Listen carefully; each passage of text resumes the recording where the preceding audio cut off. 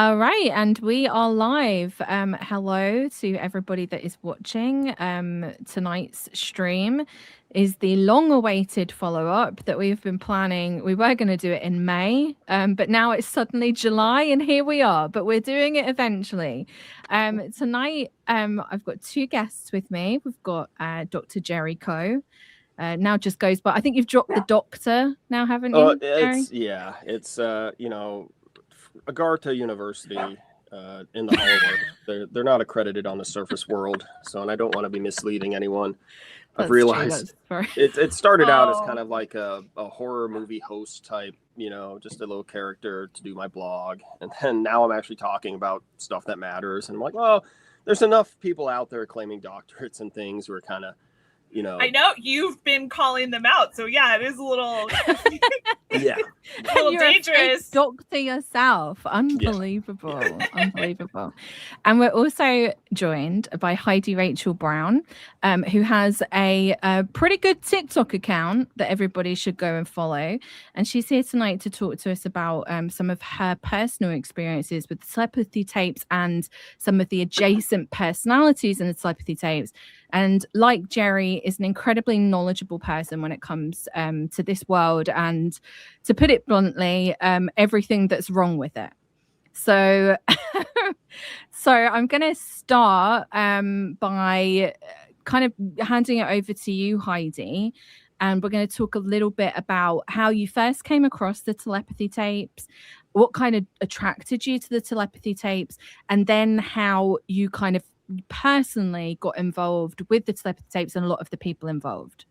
There's a lot of questions there for you, but okay. All right, it's all good. So I'm Heidi.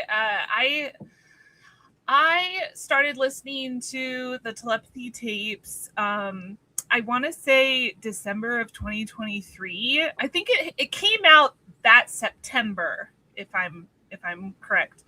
Correct me if I'm wrong. But it definitely started gaining. I just started noticing a lot of TikToks about it. And in fact, it was almost very strangely, it felt very much pushed. Like there was a lot of people making TikToks about it. I mean, it is really outrageous, amazing, it's an amazing discovery, and it related to autism. So I'm sure probably the FYP fed it to me because of autism. I produce a lot of autistic focused content on my page. I'm diagnosed autistic. And I also have, prior to that, had gone through, it was not 2020. I'm sorry. I'm blanking. 2024. Yeah. Okay. Yeah. Sorry. The years all kind of meld into one. I know they really do, especially since COVID. I don't keep track anymore. Well, it's because of the CERN Hadron Collider mess. It is the timeline wars. So yes, I heard about that. And everybody's like, anyone else experiencing headaches since the shutdown? It's like I looked it up and it's actually going to take months for it to shut down. It's not actually it's not like a light switch. Yeah. Well, it's like look out the window. You got a headache? Look out the window. Anyway, so when I first started hearing about it, I made a post even before I listened. I made a post just giving my skeptic thoughts. And then I made another post after I started listening. And again, it was like, okay, this is actually really intriguing. I'm glad that I've listened, but I still have these weird thoughts about it. I have these gut feeling reactions about it. And that's just sort of how I am on my TikTok. I kind of process things in real time. And whoever's watching, I try to stay very transparent about the fact that I'm always evolving. I'm an open book. Absolutely. And I think that by the third TikTok that I posted about the telepathy tapes, the third one is where I started to talk about how this could potentially be some type of controlled disclosure. Now, at the time, I didn't really the definition of what disclosure is very nebulous, and a lot of most of it's attributed to UFO UAP phenomena. Yeah. but what I was trying to explain was that there are certain topics, there's certain mysteries or hidden knowledge that people in positions of power, whether it be the government or corporate interests, what have you, they try to feed out or reveal to people in a way that is a controlled narrative that benefits them. Totally. And that's what I was seeing from the telepathy tapes. And then I explained, I gave all these references as to why. One of the references being that in towards the end of the season in episode 10, they talk about this non-speaker that has this very direct connection to the blue and white country, and all these, these things that just don't quite, they feel very contradictory to the show's overarching message of unconditional love. Mm-hmm. And that's when I got contacted directly by one of the mothers that's featured on the show. Her name's mm-hmm. Katie. Katie mm-hmm. and Houston were one of the main families featured, and it's, in fact, Houston is the first one who talks about the hill. The talk on the hill is literally how he coined it. And Katie also, just for those who maybe missed or need a little refresher on things that me and Jerry spoke about, there was a podcast interview that she did. I think it's taken down now, but I think you can probably still find it, where I'm fairly certain that she attributed his autism with vaccine, like being vaccinated. Yes. Which so she's definitely on that. That's train. And that is not something that she hides. It's very well documented in her book. She's mm-hmm. done multiple interviews about that. So mm-hmm. I don't even think it's controversial to bring that up. Right. That's she would admit that herself. Mm-hmm. She commented on one of my videos and really encouraged me to dig in deeper, to contact her, to read her book. And it's funny, in this time, I was also friends with another creator on TikTok. We became friends just in the conversation of being fans of the Telepathy Tapes. And, she was sort of like, why are you seeing it? Why are you seeing these negative things about it? Like, I think it's really positive. And mm-hmm. we even had a TikTok live where we respectfully debated it. She encouraged me to reach out to Katie. So through DM. So after Katie had contacted me, then I DM'd her and we just got to talking, and I'm trying to wrap this up so it's not too long. No, you're fine. Heidi, it's genuinely really interesting. Please don't feel like you have to rush yourself. Okay. And so, there was a few there was a few exchanges where we went back and forth, and I just kept saying, I just don't understand. I'm trying to put myself in the shoes of these non-speakers. If I had these abilities and I was connected to God, to source, and I'm still very deeply spiritual. I believe in God. I grew up in it's not a traditional Christian household, but on and off sporadically we were Christians. I see myself very much as a follower of Jesus's teachings more than an actual Christian. But sure. But yeah, so obviously our conversation, Katie's and I's, was centered around religion, because she really mm-hmm. believes Houston is a herald for God. So I said it just doesn't make sense to me that they wouldn't condemn war. They wouldn't talk about the, Schmenocide, that they wouldn't do these things.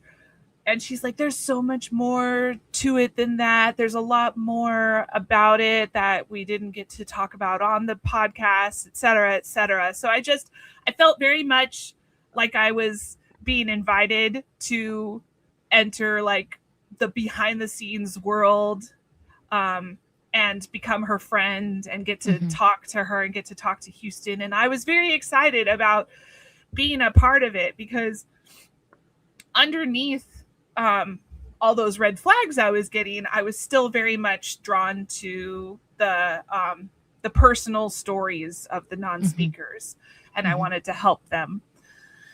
And so one thing led to another. She connected me. I asked if there was any way I could help, and I gave her my background. I have a background in public relations and social media marketing consulting. I've run my own business doing that for 15 years. I've worked with 3 Michelin star restaurants. Like, most of my specialty is in hospitality and tourism.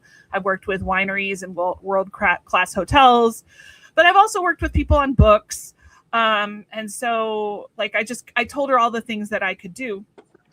And so she was like, oh yeah, you should talk to Kai. So she connected me to Kai, and we talked about my background, and I was like, how I could help with the marketing. I even pitched her some different angles about things to talk about. One of them being, the fact that people, that this kind of secret hidden knowledge has been systematically, like, hidden. And I was like, it's in declassified CIA documents that that people have tried to control this for bad reasons before in the past. So, like, that's something that you guys should probably talk about, because I think it'd be strange that it's suddenly in this really popular podcast.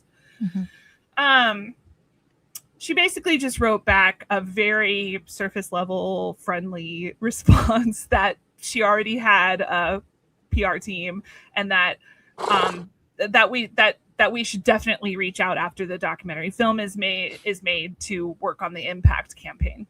Typical kind of PR response. And I want to, if I can interrupt Heidi for a second, that response, that also reminds me, because Kai Dickens, the creator of the Telepathy Tapes, she's also been asked about the government and PSYOP angle.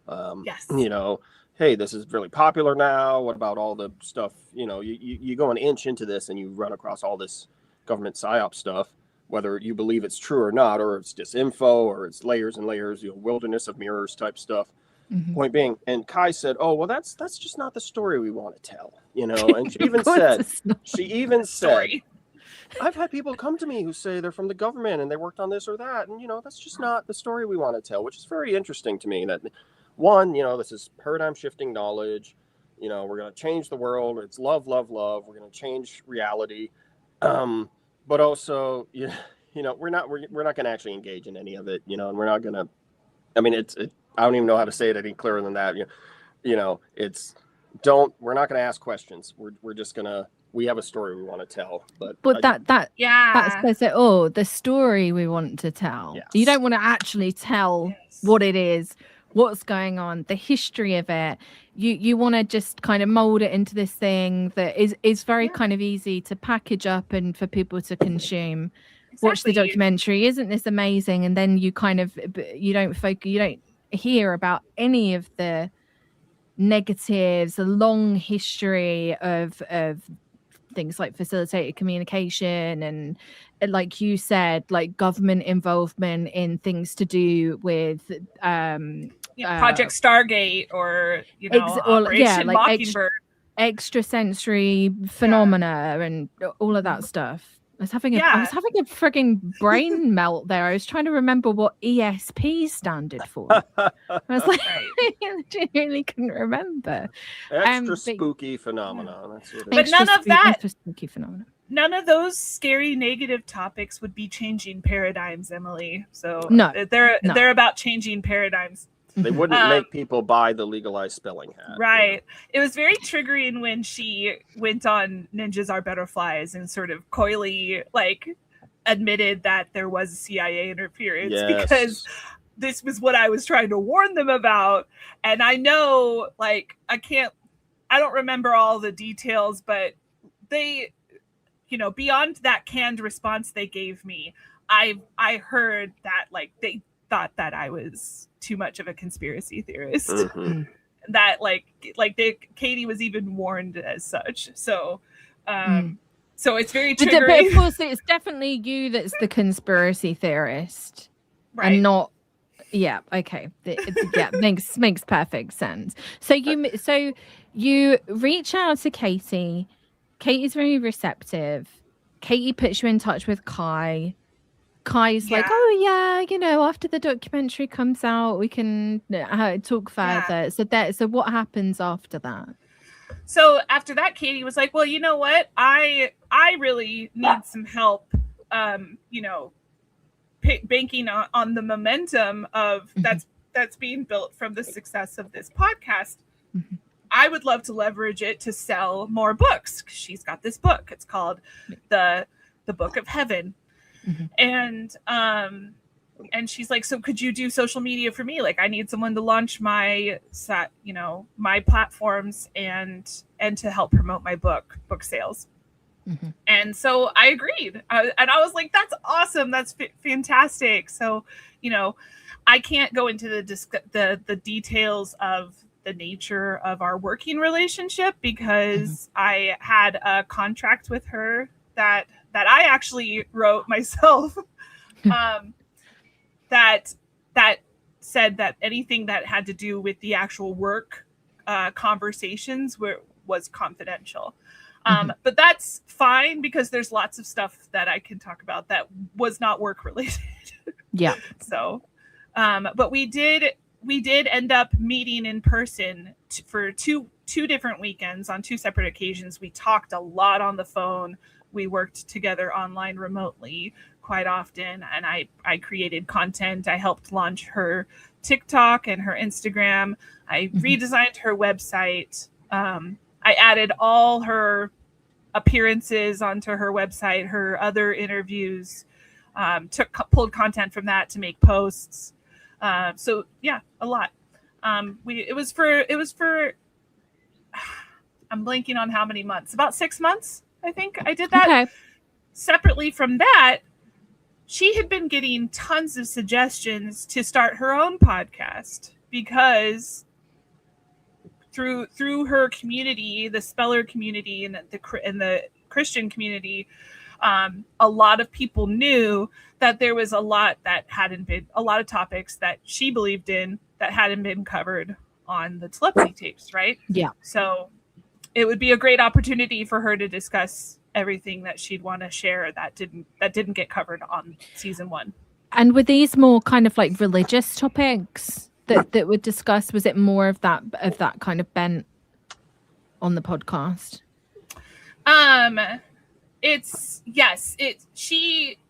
Her podcast that I ended up producing for her was much more religious focused and Bible focused, and she gave a lot of lessons that had to do with the word, and it wasn't always we very rarely discussed the actual telepathy.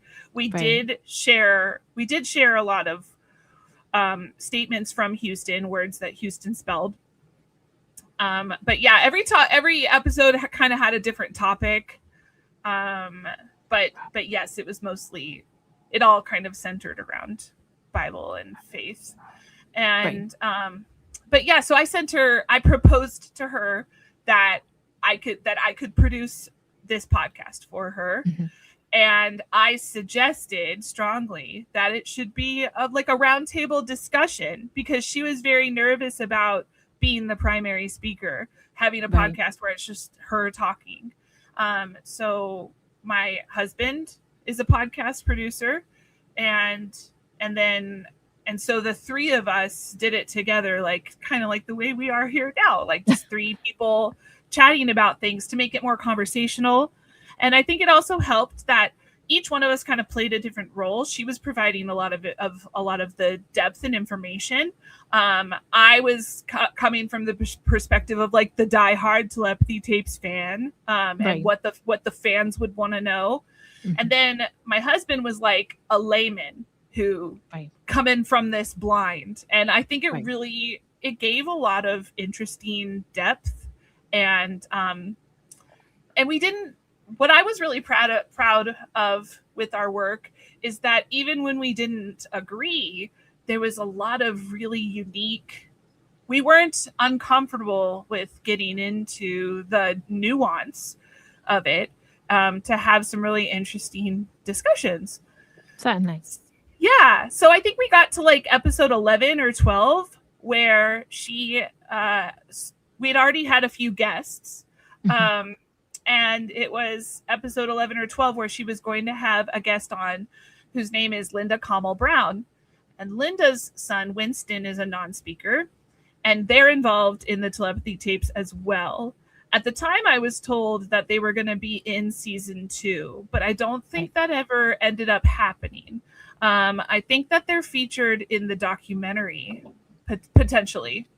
Right. But Winston Brown is very good friends, maybe boyfriend, girlfriend, with another non-speaker named Nina.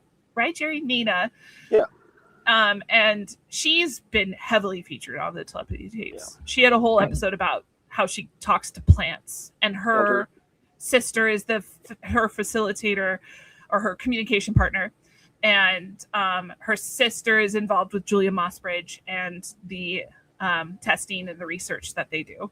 Her sister also a botanist. So yes, her sister's the botanist. Yes. So there's the connection there. They're very much connected there. And Linda and her husband, I think, are like private wealth advisors or something. Like they've got really like big deal jobs. There's a lot of money. There's a lot of that with the spilling influencers, like the people who actually have blogs and podcasts and things. A lot of them are involved in like equity or they're just very successful, in law or medicine or something, or they're wealth managers. And just as a statement, and I know like Emily already has said it, but these are my opinions. I'm not accusing anyone of anything, and I apologize if sometimes I'm hyperbolic. It's just you're not at all. I might end up. You might get there, and you might get there eventually. It's a symptom of being a geriatric millennial. Is that what we're calling it now? Geriatric millennial? I've been told that that's what it is when you're born. I was born in 1983, so. Oh, dang. Okay. Yeah, I'm the older. I'm like on the older end of millennial. You're looking very good for 1983. I must say, Heidi. I did press the skin enhancement setting on the. Don't worry, I do that as well. The filter. Oh, am I missing out here? You guys haven't told me about this. Oh yeah, it's in the settings. It's like a little like skin smoother. It just means you don't have to put makeup on. Well, I spent all that time for nothing, man. So anyway, so that was the guest this time around.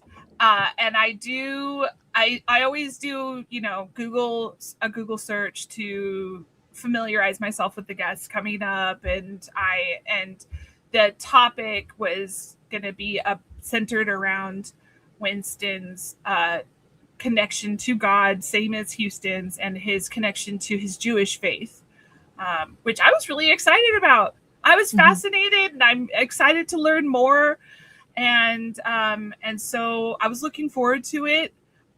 I will admit there's something in the back of my head where I was like, oh, okay, so if this turns out they're supportive of the actions of the government that's going on there, which quite often gets conflated as like, a criticism of the entire religion of Judaism, which is not the case. That's not what I'm doing.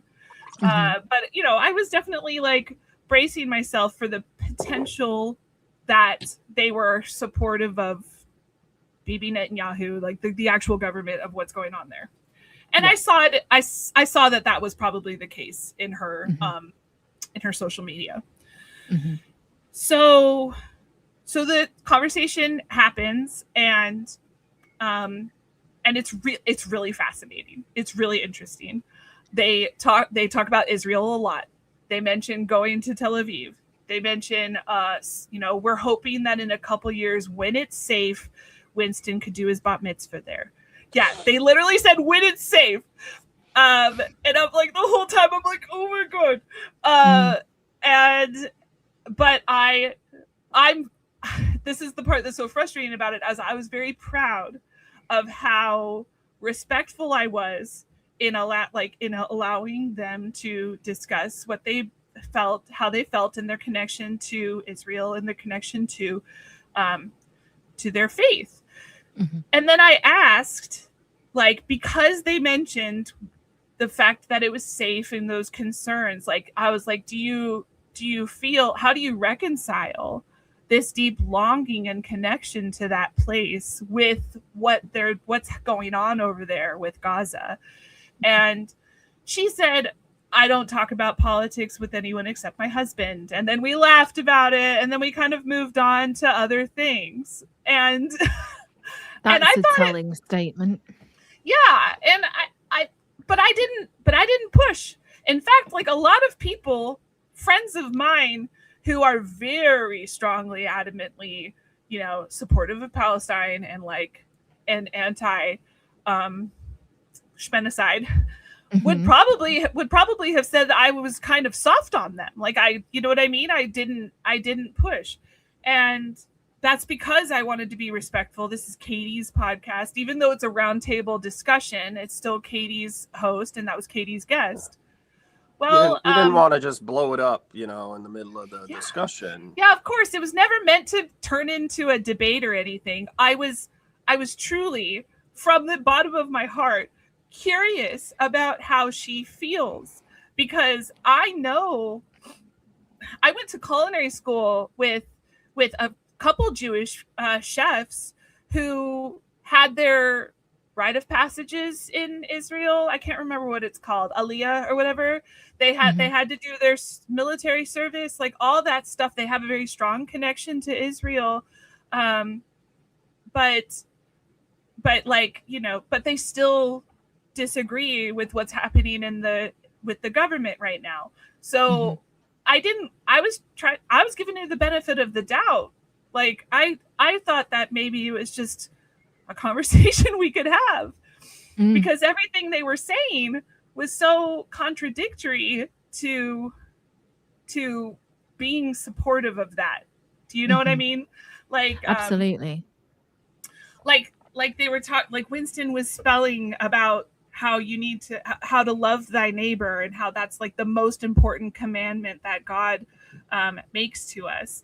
And that's a commandment that is that's in the Old Testament. It's in the Torah. It's in the Quran, and it's in the Bible. This is something all Abrahamic faiths believe to be one of the most important things that God calls us to do. Love thy neighbor. And it does not apply. It applies to foreigners as well. It applies to people who don't believe the same as you, to love them as you love yourself. And so the fact that they even brought that up in the same breath as this other topic was just mind-boggling to me. It's interesting, the rendering it to just a purely political issue as well. It's a very easy kind of get out of jail card to say, well, I don't talk about politics, when really it's not. I mean, obviously it is a political issue, but it's much more than that. It's an issue of humanity. And exactly as you say, like, in my eyes, if you're a deeply religious person, and I'm not religious, I wouldn't class myself as an atheist. I'd probably class myself more on the agnostic side, even though I feel like the definition of even agnostic is bizarre. But just that I don't know, and I'm open-minded to a lot, but I have no actual faith myself. Yeah. But a lot of those, like, as you say, if you actually go back to like core tenets, like having, you know, like morals, decency, and respect for other people, right? Respect for human life, love thy neighbor, exactly as you said. It's kind of baffling that what's going on in Gaza is reduced to a political issue when it's really an issue of like humanity. And like I don't know, whenever I start talking about this, I always like stumble over my words, because I tend to like overthink what I'm saying quite a lot. But it is just an issue of like, are you a decent person or not? Because there is no way that anybody can look at that level of like horror, brutality that has gone on for decades and decades and decades, and like if you can sit with that and be comfortable with that and say, oh yeah, that's fine, that's absolutely just, like, people are doing that in my name and I'm happy for that. Like there has to be something seriously wrong there. It's like seriously wrong. And it is possible, you do understand it is possible to feel two things at once. Like you can still, no one's saying not to still be proud of being Jewish or proud of being Israeli, or proud of having a connection to Israel, and then still object to what's happening. And also, there's a whole other bag of worms that a lot of these people feel like the news about what's happening is false or somehow fabricated or embellished or exaggerated for anti-Semitic reasons. It's like, but at the same time, is it not also like the way that they choose to ignore it and conflate it is also in itself anti-Semitic, and it's leading to more harm and more anti-Semitic behavior against Jews than to not address it. Then, you know what I mean? Yeah, totally. Because it's also like, there is an argument that you could make that and this is just, again, I don't know how to, I always stumble over my words with this, but increasing anti-Semitism benefits the state of Israel in that it gives it a it kind of like a, we must exist. We have, see, this is why we exist. And there are arguments to be made that, it's very complicated. Sometimes the way they behave, it's almost a self-fulfilling prophecy. It's like they want. Absolutely. And there's and ultimately the thing I would say about Israel is that if you look, like, I am against ethno-nationalism. I'm not a nationalist at all. I think that when you start getting into like ethnic superiority over one ethnicity over another is when you start getting into some really dodgy territory. And I am absolutely against ethno-nationalism in all of its forms, be it Zionism, be it Christian nationalism, all forms of nationalism I am absolutely against. It is a completely reactionary movement. That's my thoughts on it. Yes, I agree. But it's hard, right? Because it's difficult to talk about this because of the way that these topics have been co-opted, and it's also because of the way that the word anti-Semitism has been completely watered down. Anti-Semitism, it's absolutely real. You only need to look at the horrific shooting that happened in Pittsburgh.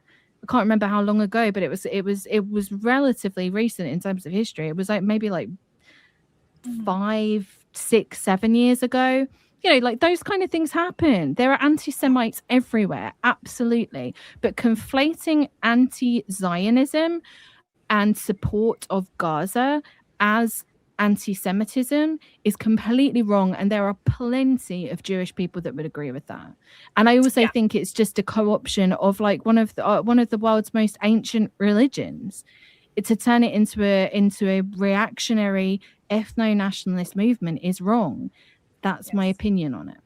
Yes, it's good. I sometimes find it hard to articulate it, I think, because there has been so much, if you say saying this is anti, they've all, it also, it's kind of, when it's been reported on in the media, things that happened in Gaza, people have said that it's blood libel to even talk about it.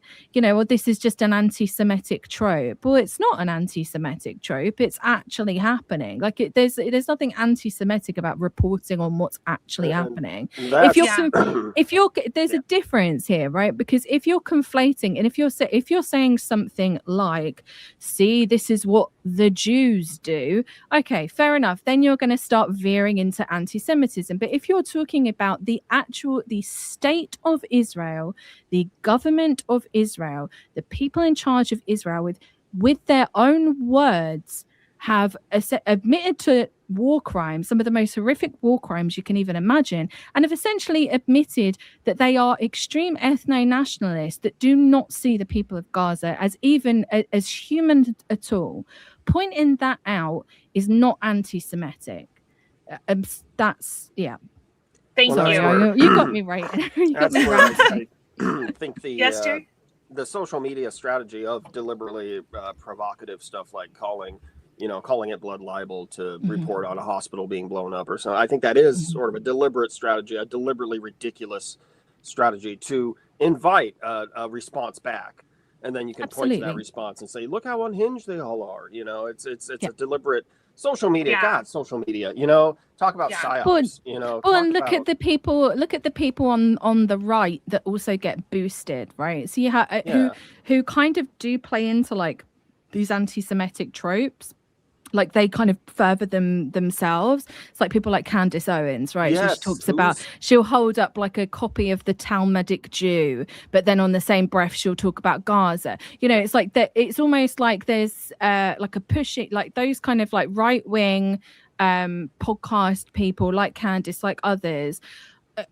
It's almost like, oh, we're going to let those people kind of come in and muddy the water and like mix up real anti-Semitic shit with legitimate anti-Zionism and pro-Palestinian sentiment. Who's allowed to make the criticism? It's like the InfoWars thing. That's the thing. Yeah. That's what's interesting is that I feel like being allowed to make the criticism or not was sort of coming into play in this conversation. Yeah, let's get back to Heidi. Like who am I? Like who was I to like how dare I question that or even bring it up in that moment, even though objectively it had been brought up. Yeah. But it was a political discussion already, and but then when you walked in, then it became, we don't want to get political. Yes, exactly. Don't want it to be political when you disagree with me. Right. But the bizarre thing is that we moved on. We started talking about other things. Winston spelled that he prays for peace in Israel, and we were like, yes, exactly. We all agree. We pray for peace. Yes, I do too. Like we're in agreement. Okay, like I felt good about how things ended. That was really beautiful. Like we had got somewhere. She even was frustrated about how it's really hard these days to be a Jew. Like, I totally understand that because of this backlash anti-Semitism that's happening around the discourse. So the next day I get a call from Katie and she, like, I won't go into it, but she was not happy with the fact that I even brought up that topic.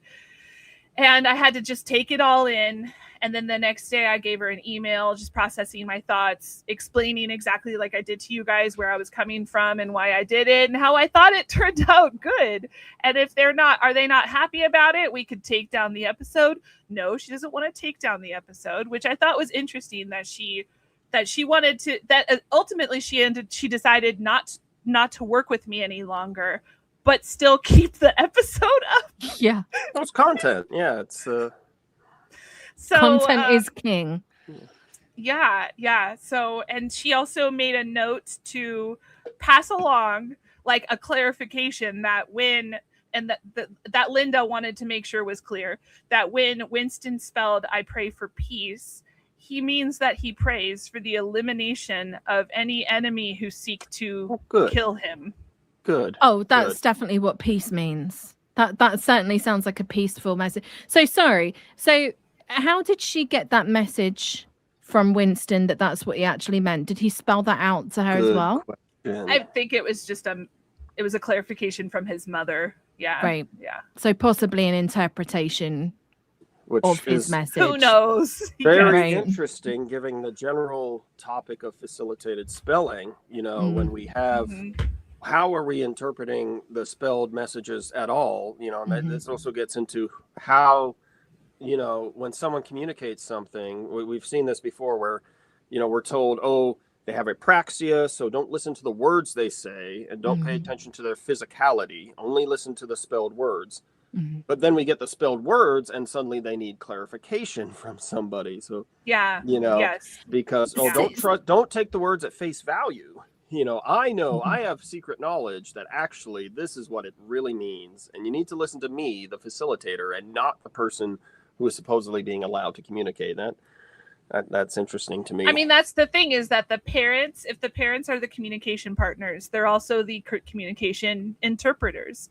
And the training of this method starts with it. Like, it starts with a certain amount of prompting. You actually have to show the non-speaker how to point at the words. They call it motor coaching. So you have to have them, you basically literally have to tell them which letters to point at and make sure they're pointing at it. Like, that's how you train them. So they start off just pointing at whatever you want them to point at. That's already, like, before they're doing what's called open spelling. They just point at whatever you want them to point at. And I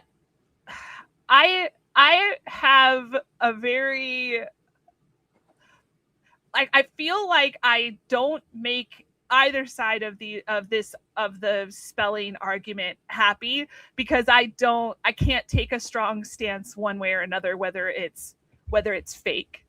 It really seems like there's no way to fully unequivocally say, yes, this is fake, or yes, this is true. You know what I'm saying? Because absolutely, the parents could influence the speech. But what if there is some times where they're because I see them with intention, moving their finger, pointing at the board.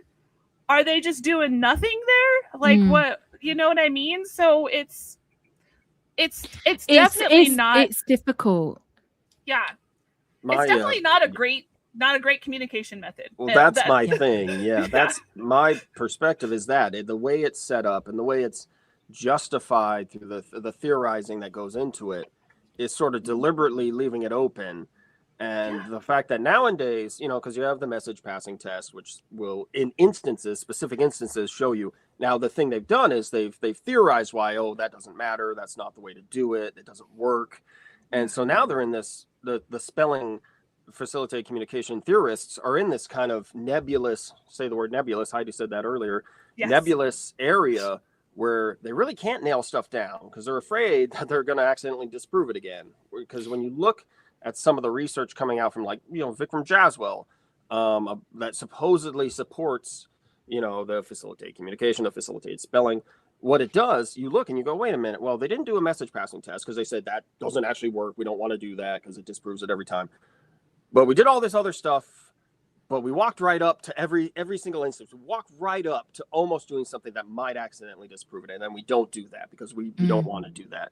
So to me, it puts that. And the fact that it seems to me that the science assembled around in support of it, like, for example, their definition of apraxia, of speech apraxia, of a mind-body disconnect, it all is very, to me, very post hoc. They've got the result they want, which is spelling. And they say, well, I know it works from personal experience, from lived experience. The parents believe it works. So what can we grab to try to just get people to shut up and accept it? Because this is when you get on Facebook, for example, when the parents are talking on Facebook in their communities, and one person has a question, like, I'm trying this out. I think it's working, but I'm curious why. We always have to hold the board, which isn't, they do eventually move on to, well, the board can be down, but you have to be there with them, because the communication regulation is the justification. But so someone will respond, well, here's a paper. Here's a scientific paper, and if you actually go and read that paper, half the time it's kind of irrelevant. It might just be about motor disorders and autism. That might just be the subject. But you read it and you go, well, that didn't actually answer the question. It's just kind of vague, like kind of Mad Libs, just plugging in, and it's scientific. You have to accept it, which is very interesting to me, because on the one hand, you have the specter of the establishment, the scientific establishment, and all these credentialed people, and they're going to tell you this or that, and you should think for yourself, and you shouldn't just accept their authority. But and this is very interesting to me, because I just read from the 1970s a history of pyramidology, the pseudoscientific interpretation of the pyramids, where the author Robert K. Moffat made a very good point. He said, the credentialism is coming from the alternate theorists.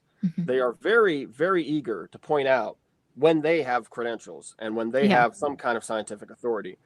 Barry Prezant, a very prominent autism researcher, he supports facilitated spelling, and he wrote a response to. I'm really getting into the weeds here. I'm sorry. It's interesting.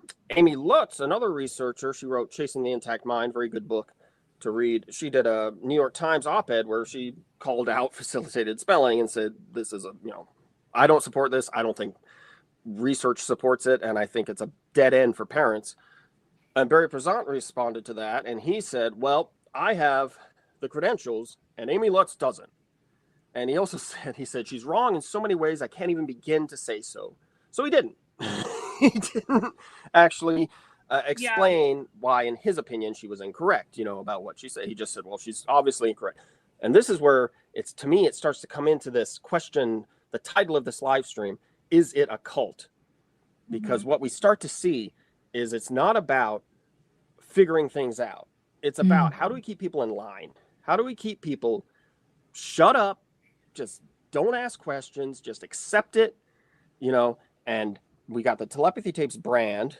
I think they're a cult. I'm just going to answer this. We're almost an hour in now. There we go. We've answered the question. I think the brand is a cult, and I think the way the core of the facilitated spelling, the way the families operate, the influencers, specifically the people with the podcasts and the blogs and the people who are involved in Maha, I think they're a cult the way they operate. Now, when I say that, I mean, nowadays the definition, high control group.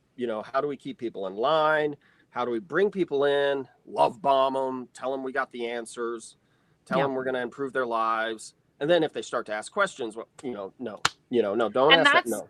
That's very much how it feels as a fan and a listener of Telepathy Tapes. You feel love bombed. And then I felt love bombed in my relationship with working with Katie. And I think it's funny that we were talking about how Zionism gets conflated with Judaism and how it's insulting and disrespectful to even touch that topic, because that's very much how Kai set up spelling and facilitated communication with the way she discussed it on the podcast. She goes into investigating it and then very neatly was like, yeah, we looked into it, and this is actually, we were skeptical at first too, but then we did our homework and then we figured out, oh no, they're actually not correct in ABC ways, and then pack it up, folks, we're done now. Believe it. Now just believe it. And now anyone who questions it's just a stupid little skeptic, and they're ableist. You guys, you're being ableist, you're being disrespectful, you're stripping them of the communication presuming rights. Competence. Yes. And so it shuts down the conversation. Now, because I'm such a huge fan of straddling fences, I'll argue that sometimes the debunkers have that behavior as well, where the conversation is immediately shut down if you're somebody like me who wants to figure out a way to believe, who wanted to figure out a way to believe it, but in a rational way, obviously. I never fully drank that Kool-Aid. I was just like, okay, I'm gonna hear the Kool-Aid out. But now I want to hear, now I want to hear this out too. And I'm still going on that. That is a really important point to make. The debunker side, and I try and disassociate that myself from that as much as possible, even though I will say I do identify with being a skeptic, because I think it's a good thing to be skeptical just in general. But the debunker side is you come across all these people, the classic ones are people like Michael Shermer, Brian Dunning, those kind of old school skeptical guys. A race scientist and a felon. Yeah. And they themselves have connections with people from the New Atheist set, like Richard Dawkins, all of those guys who consistently are I'm anti-religion until it comes to like a kind of Christian nationalist march coming, and then because they hate Islam so much, they're suddenly like on board with the Christian until it's time to drop some bombs, and then exactly.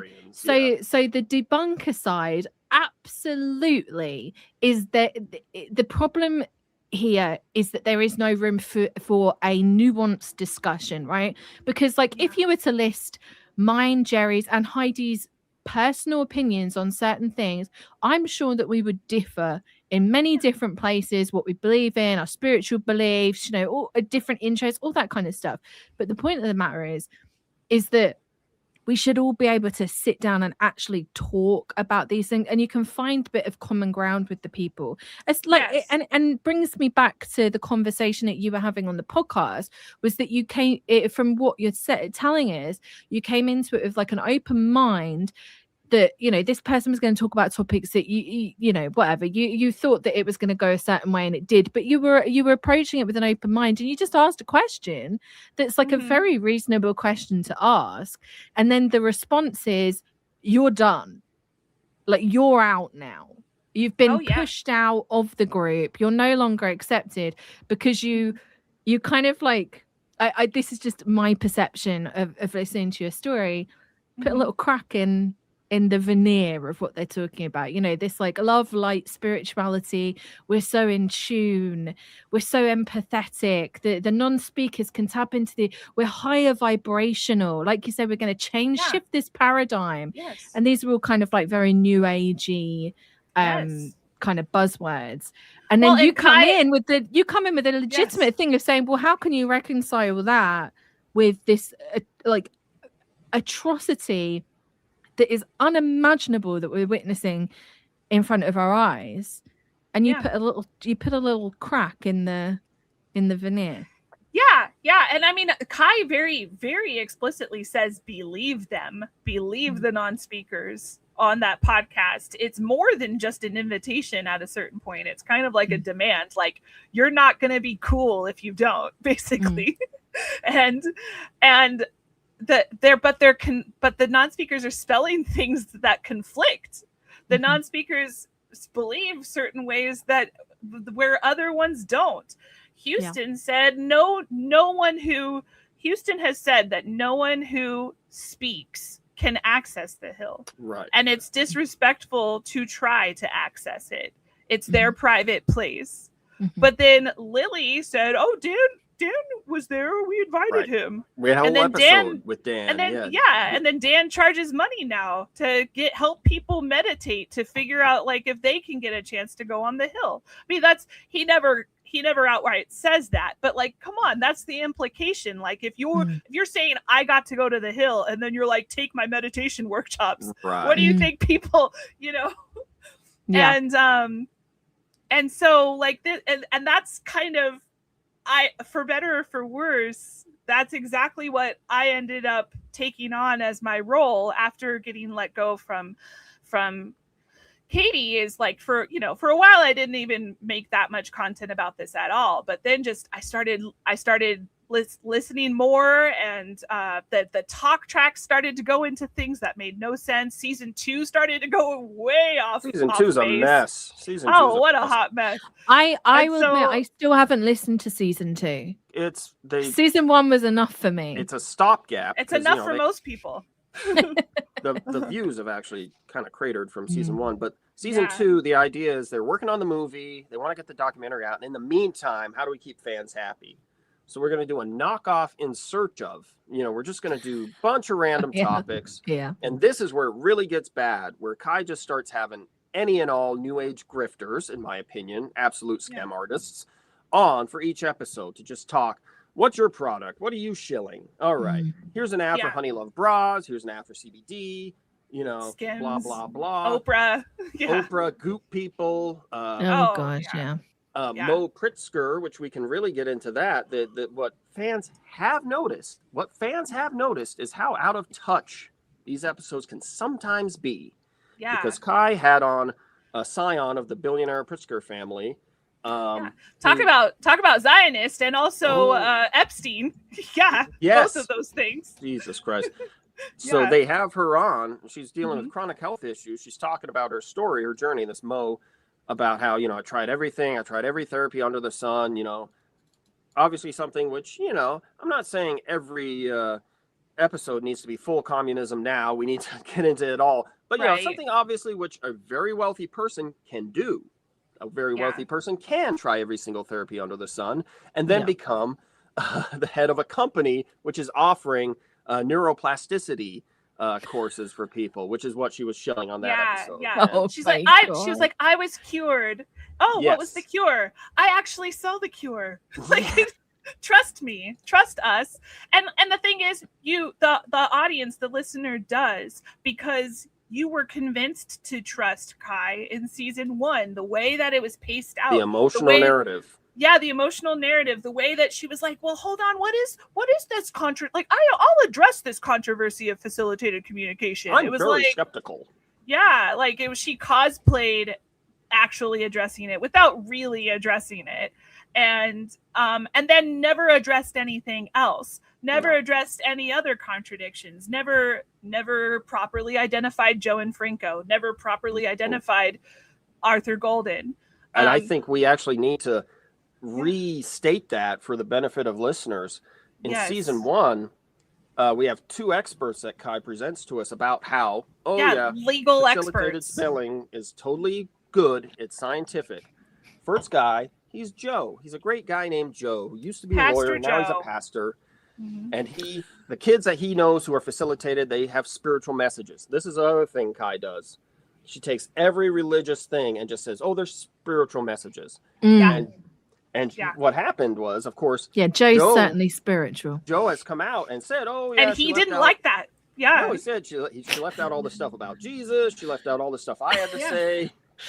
Tanner, very funny, Tanner.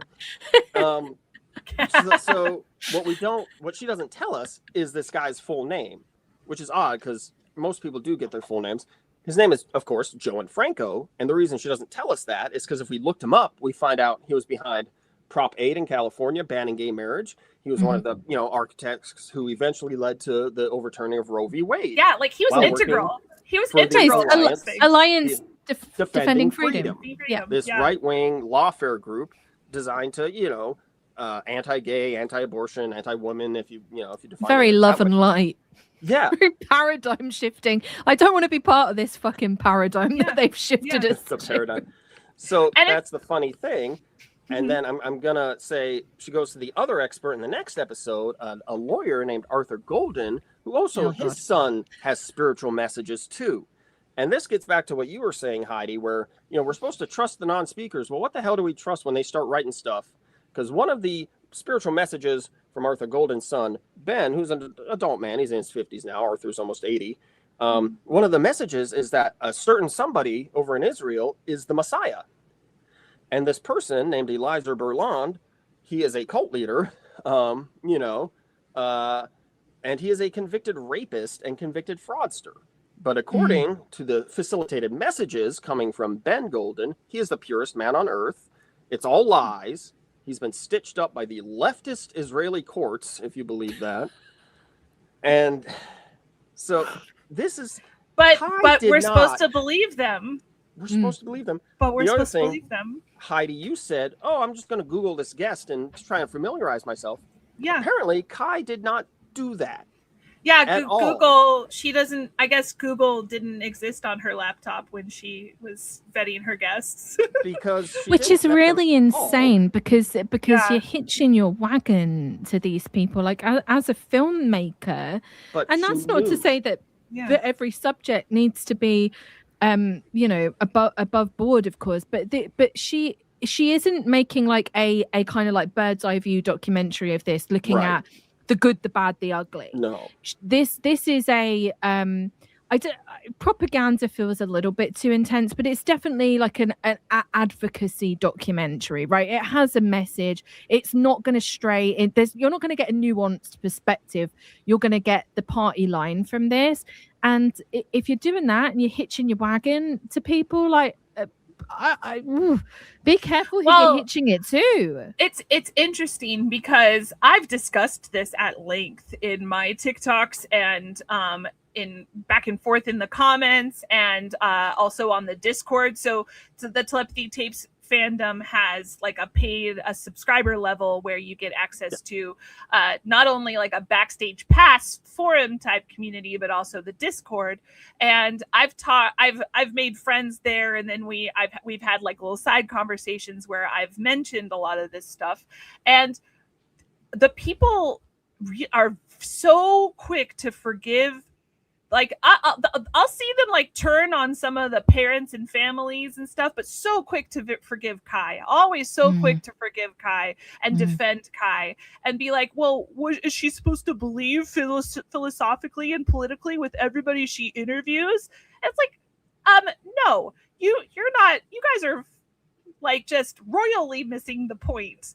The point is these people are speaking for the non-speakers on behalf of the non-speakers. They are conveying their messages and conveying what these non-speakers want us to do with this information.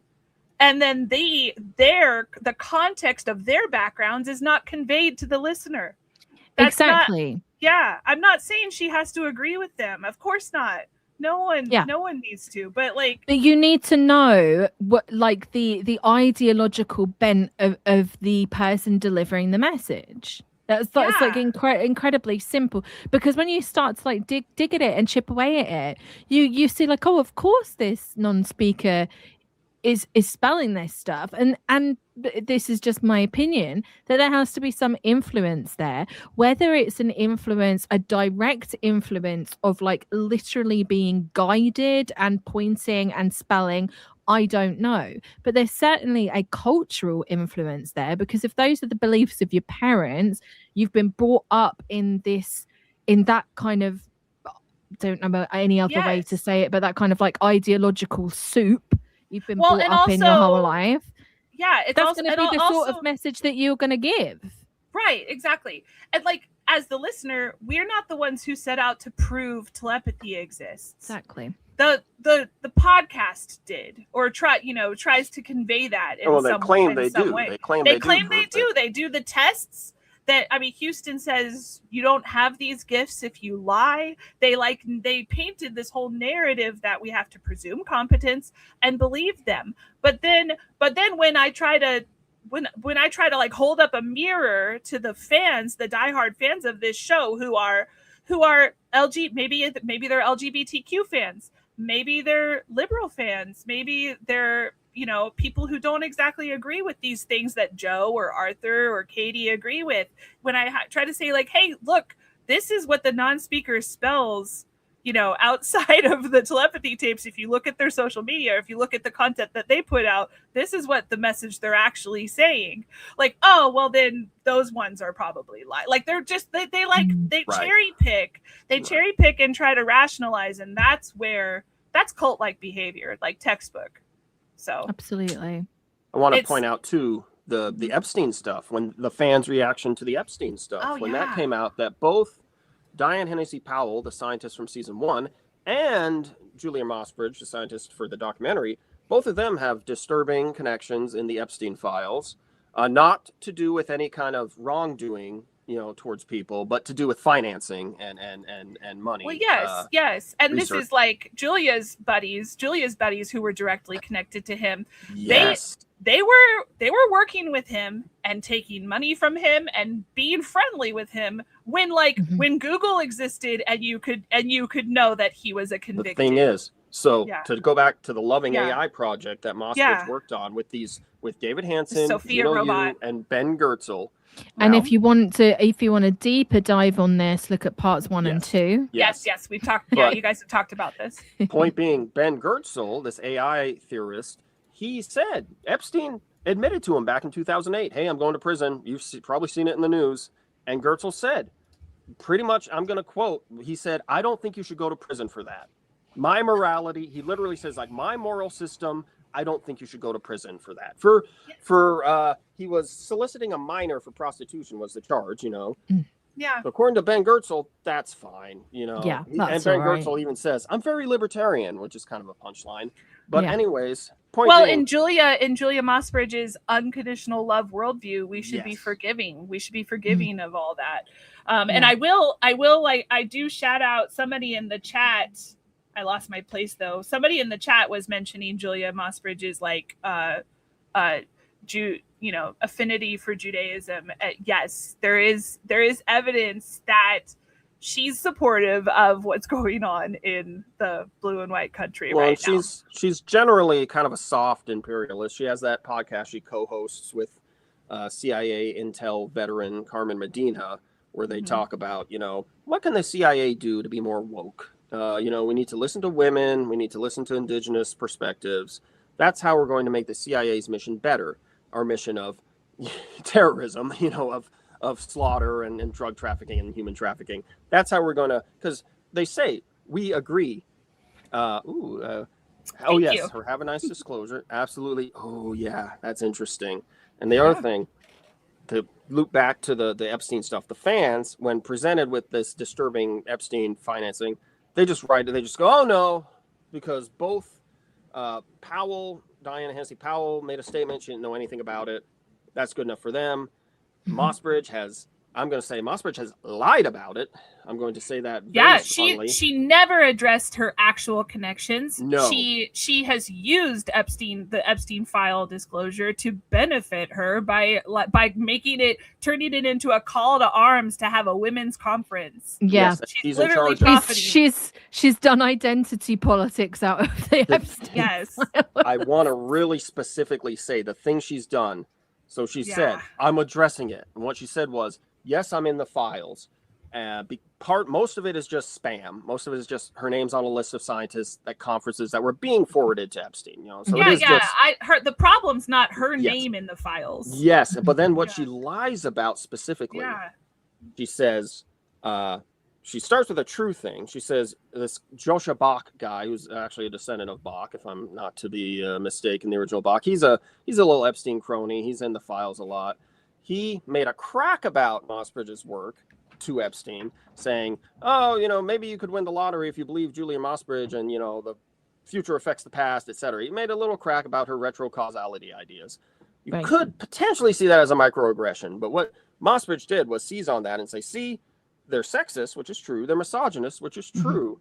And that's why I have to do this conference. But where she really overstepped, she then made a claim that Deepak Chopra was also mocking her in the files, which is completely...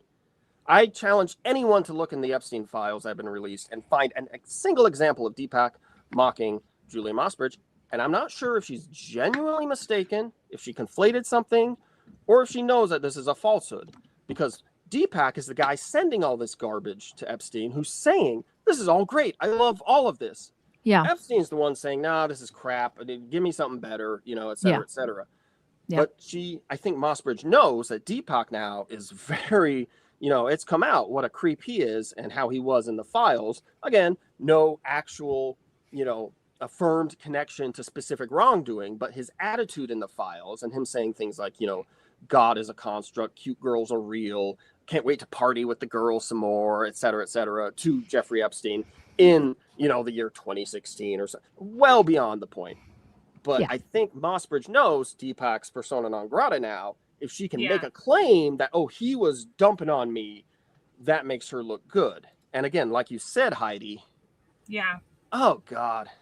Tone deaf, that sums her up. That sums her. Ukulele song? Yeah. Oh, cringe. Didn't that horrible We need to find that. Didn't that horrible YouTube influencer do the fake apology? Oh, God, I remember that. She was abusing people or crossing boundaries. Yes, I remember that. She's, I know it's kind of mean to say, but it's crazy how dangerous her work and her actions can be, but she's also such a giant nerd. She's such a not in the good way, just a goober. Well, I think some of it is Arrested Development, because she has talked about an abusive childhood. She's sort of constructed this gate narrative for herself, the gifted and talented thing. That stuff. My opinion. Just my opinion, but I believe she's co-opting that because because it's trendy right now. And I think it was a fabricated trend because I felt myself fall for it. I was in Gate. I remember those things that they had us do. I remember the game where everybody puts their head down, and then I won that game several times. And it's so of course it's like it just feeds on that narrative that you're special, because a lot of people got put in Gate. Like, there is trauma that happened from Gate, but that's not, they're making it out to be this like super secret level trauma or something really awful happening to you. MK Ultra, Montauk style, Minority Report. But it absolves them of the accountability of the actual trauma, wherein we were selected, pulled out of class, made to believe we were like special in some way, and then poof, like nothing came out of it. No support tools, like no diagnostic methods. I don't know, there's so much that I don't know, I feel like there's so much repair that should have happened from like just the mental mind game it gave you of being selected for that program. My husband Tanner was talking about this with me recently, and he was talking about the almost like memification of it, and how it's just become like this, like an ARG, it's like, oh, it's so spooky. It's 11 from Stranger Things. I did just find the protest song that Mossbridge has. So I feel like, I mean, I don't know if you guys want to watch it or not. I feel like it could we inflict funny. this on the listeners? Yeah, we're sorry to the people watching. Grab the popcorn. I think it could be funny. Can you guys let me know if you can hear this or not when I play it? Hang on a second. I cannot. You cannot? Oh, god damn it. I swear we had this issue last time. Oh, I think I know what it is. Hang on a second. Oh, this is frustrating. You guys talk while I'm trying to work this out. I don't want to get too distracted. Sure. Yeah, Heidi. Going back to the Gate thing. I agree with you 100% that I think she's just making this story. It's really hard. Yeah, it's really hard for someone like me, because I really do try to give everybody the benefit of the doubt. But I do have like a gut feeling that I like to trust. I don't have to quantify it or prove it like the Telepathy Tapes does. I don't have to sit here and be like, oh, I'm going to prove I have telepathy or clairvoyance or whatever. But I do have gut feelings about things sometimes. And when she said like, oh, I'm in Gate, the timing of when she came out to talk about that stuff was just like, oh, come on. That's just ridiculous. That's like people suddenly being Knicks fans now. You know? Like, it's true. Oh my God. That is true. That's a good one. Yeah, it just feels very manipulative. Well, it connects to me also to the way she talks about remote viewing. You know, again, on the previous live streams we've gone over some of her hits for remote viewing, which is totally, she says, we tried remote viewing with an autistic non-speaker. They weren't successful. But what they did say, we can totally backfill that to make a real connection, you know, and it's just completely... Not only do they do that, they don't actually follow through on that and actually nail it down. They just say, oh, well, we're next door to a Jehovah's Witness hall, and they came up with people in church. So clearly they shifted and accidentally remote viewed the Jehovah's Witness hall. But we don't actually go and nail that down and actually get details and figure out if that's even remotely the case. And then she also goes on to say, and, you know, sometimes timelines shift and you're remote viewing the wrong timeline. So you're still getting a hit. It just doesn't seem to be, you know, so that's we're so talking about murky. Scientific. Yeah, it's completely unscientific, and and she's the person running the documentary science experiments that are going to prove when this freaking documentary comes out in 5 years or what. I'm being facetious here because they keep pushing it back. And now it's supposed to be released next year, spring of 2027, and it's supposed to go to film festivals now-ish or whenever. We'll see. Work in progress. We do need to get to that eventually. Kaya said she's locked it down, editing. Oh no, I know, but they've been doing screenings. They call them work in progress screenings. Oh, yes, yeah, because it's like not. Yeah, what was I gonna say? Now I'm blanking. Finish what you were gonna say. Yeah, I'll get back to documentary, which also talk about the cult dynamic. When the season 1 comes out, we're just flatly told they proved telepathy. By episode 3 or 4, we proved telepathy. Now we're going to explore it.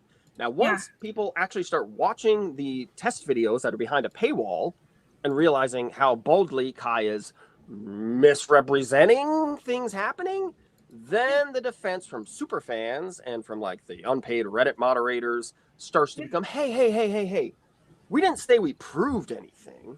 We didn't say we scientifically proved any. We're just asking the question. And that's why we're fundraising to do more testing.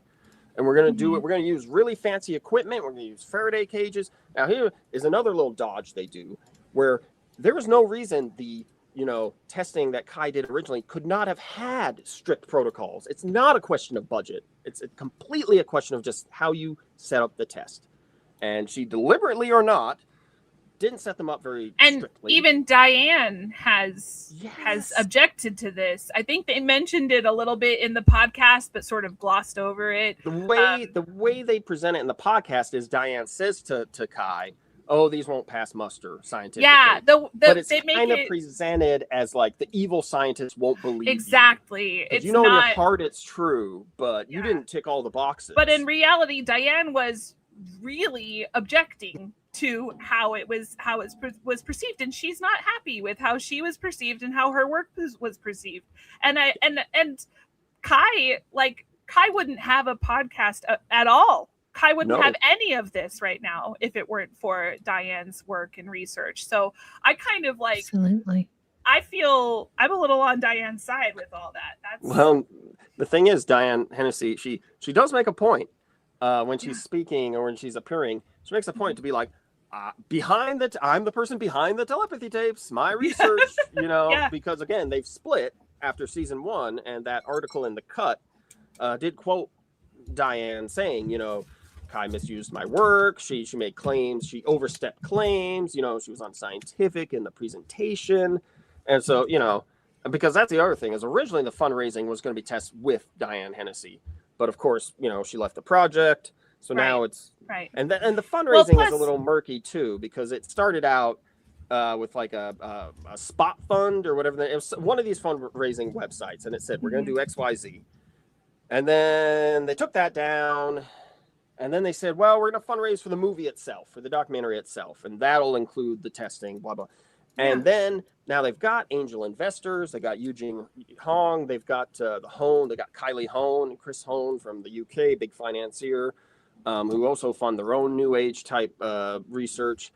And it's been a lack of transparency to the fans who are told to shut up and accept it. And the donors. Remember that a lot of this was a lot of individual donors at first. And it's like now aren't you curious as a donor, like if any donor gets to hear this, aren't you curious where the money goes now at this point when you see so many wealthy people attached and connected, listed, credited as executive producers? They're doing so much fundraising now. They have so much lucrative sponsorships.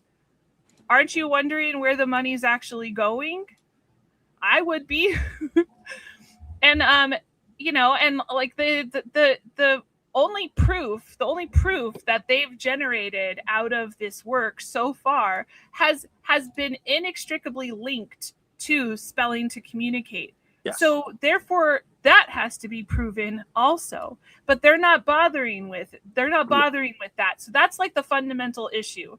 Like you can't say the sky. I'm like going into an analogy without knowing knowing where you're actually going. Yeah, but like the sky is green, but then like you only can see that the sky is green with green colored glasses. Yeah, you got to wear the glasses, the green glasses. You can't take them off. And in the podcast, we're not going to tell you they're wearing the green glasses either. That's the other thing. Yeah, and it's disrespectful for you to take the glasses ask them to take the glasses off. Ooh, what do we got, Emily? I got it to work. All right, let's hear it. Have we got an echo? Keep talking. Do we have an echo? Am I? No. Okay, wait. Tell me if you hear this.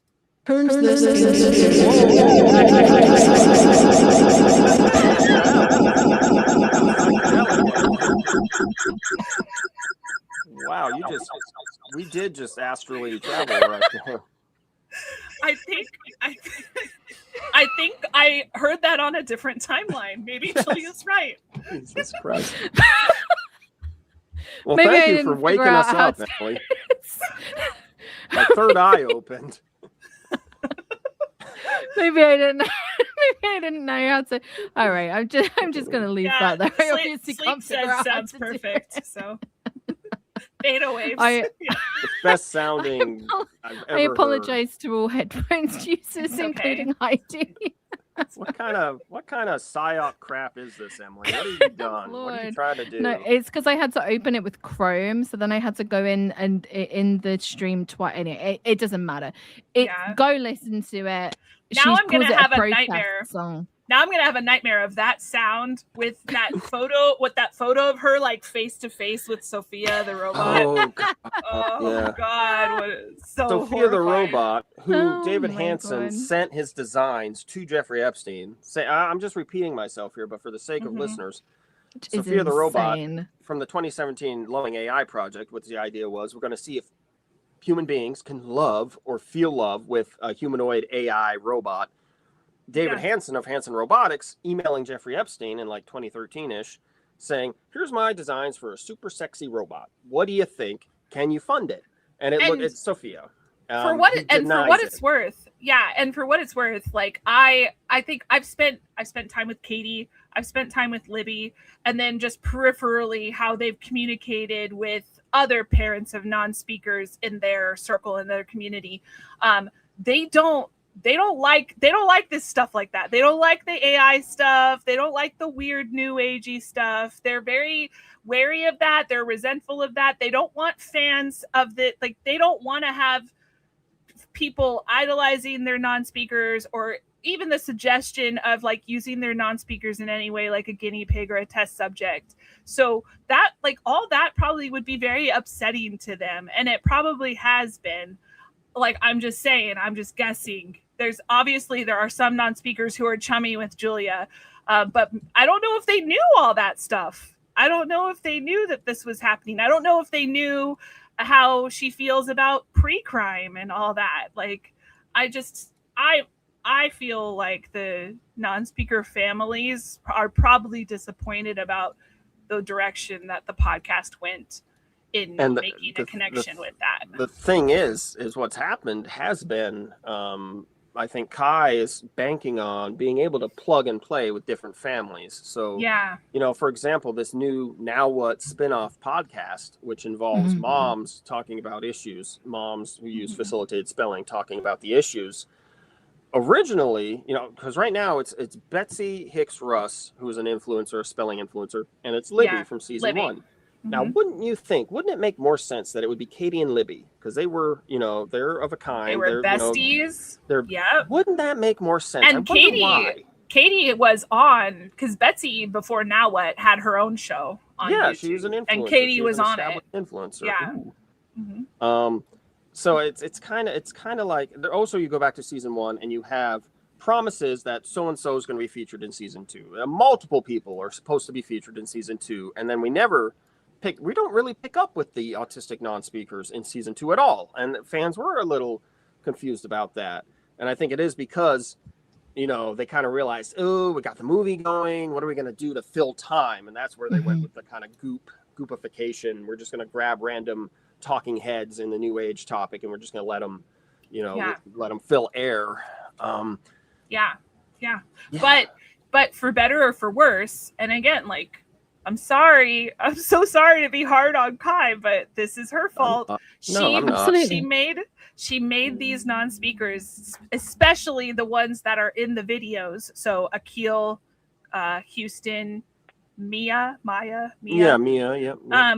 They're inextricably linked to the telepathy tapes. So anything that's shown or promoted on the telepathy tapes is associated with them.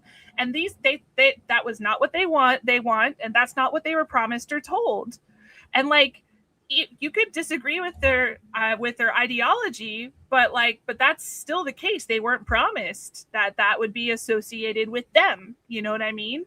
And it is. And just going back to Julia's role and the telepathy tests, these alleged University of Chicago telepathy tests that will be in the documentary that keeps getting pushed. Jerry, did you know about Julia before the telepathy tapes? Did you see stuff that she was on before that? No, I had to research her. I'm just curious. Yeah. It just seems just in terms of like, since I first heard about her at the beginning of when they were starting to film the documentary, when I was working with Katie, when I first heard about her until now, she's been much more camera facing. Oh yeah. And it really feels like a PR tour. She was on Rogan. Yeah. Yeah, to soften up the language surrounding what they're going to end up ultimately showing on the thing. Mm-hmm. And I have to say, like, I'm embarrassed. I have a post. I don't have it tagged in my playlist anymore. I haven't deleted it because I just, I'm an evolving person, and of course there might be some things that I've said on my TikTok that now I don't feel that way anymore. But this one's embarrassing because it went semi-viral. There's a very, very well-known like nihilist atheist lady creator on TikTok who always debunks things. She's done a whole video where she debunked the telepathy tapes, and she like stitched my video and talked about me and stuff because I opened right off the bat with telepathy has been scientifically proven. Telepathy has been scientifically proven. Because that was the day I was told by Katie that they did those tests and that they were successful.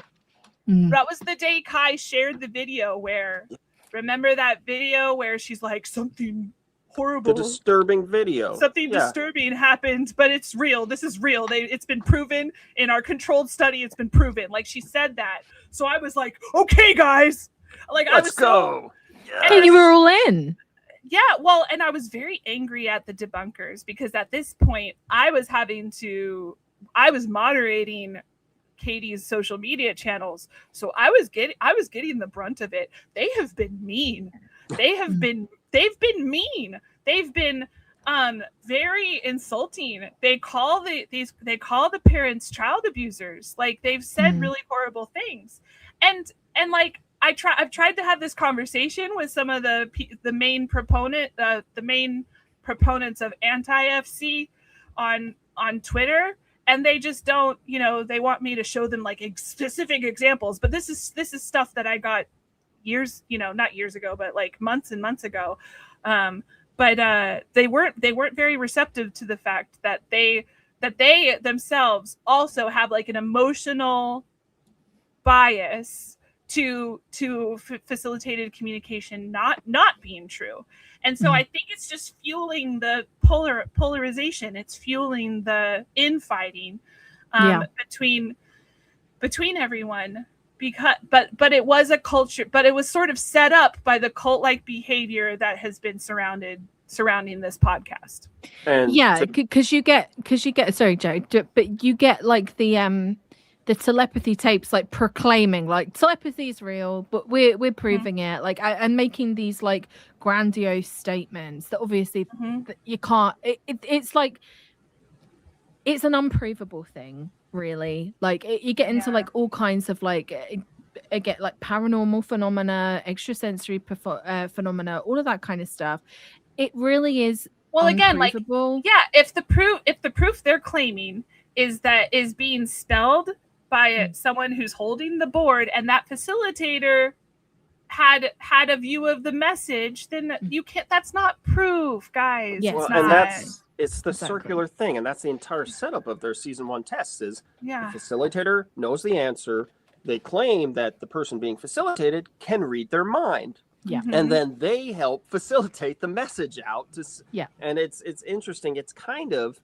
It's like a message passing test, except you take the failure of the test as proof of telepathy, which is what they've tried to do. They've tried to go back now, because if you follow the whole facilitated communication debate, you go back to the 90s when they came up with this idea, well, show the facilitator one thing, show the facilitated person something else, see what gets spelled out by them both. If you go back to that, that's the thing Kai didn't talk about, when she did her deep dive, exploration of the issue in episode 7 or 8-ish, episode 8, and that's the thing I've heard people say who listen to it. Well, she explained how it's not facilitated communication, or facilitated communication's fine, because that's the other thing she does. She says modern spelling forms that use handheld letterboards versus old school facilitated communication, which involves the physical manipulation. Oh yeah, totally different. Yeah. But then she goes back and says, and actually this is fine too. Original facilitated communication is fine too. And I've been stuck in big fights about that when I was moderating these communities, even as my own personal, like even as a fan, being in the YouTube things, the Reddit threads, the comments on Instagram and stuff. I don't feel like they gave any. They haven't given any of their fans like the proper skills to deal with the conflict resolution skills. And I don't think the debunkers have good. This is actually sort of a cultural problem in general, I will say, like a social media problem too, I would say. Yes, with the advent of social media, is like nobody's got any conflict resolution skills now. Everything is supercharged. But I do feel like there's this, because of how wishy-washy she's always been, where it's like she doesn't want to upset proponents of FC, so she's like, FC's okay. But then anytime a debunker's like, FC's been debunked, she's like, well, this isn't FC. Yeah. It's like, well, so which is it then? And that connects back to Mossbridge. The other scientists working with Mossbridge, Marina Weiler and Marjorie Wollicott, who have published this defense of the telepathy tapes, saying, here's what we need to learn from it.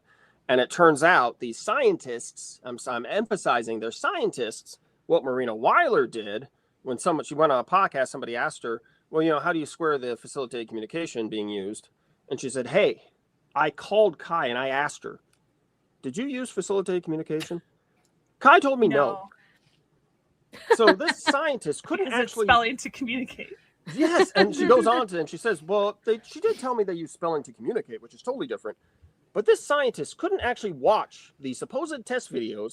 Maybe she did, but it's implying that she didn't actually go bother to watch the test videos that show facilitation occurring. It blows my mind. It really blows my mind, these parapsychologists. They complain about the stigma against ESP research and et cetera, and then they behave like this. Yeah. And this is, Weiler and Wollicott are also the duo who cited an anti-facilitated communication paper as a pro-facilitated communication source based on its title, which involved like neurodiversity or a humanistic lens. It looks like they read the title and said, "Oh, that sounds like that's our side. That's me coded. That sounds like something I would have done. It sounds like something I would have done. It sounds like something I would have done in like year 10 of school. Like needed to get an essay in the next morning, and I'm like, shit, I need to find my stuff. And major point here to the background of, again, the anti-facilitation communicators here. It was, I believe it was Catherine Beals, the autism researcher who is frequently speaking out against facilitated communication. I believe it was her who pointed out that, wait a minute, this source that they're citing, buried here, this is actually anti-facilitated communication paper. It's insane.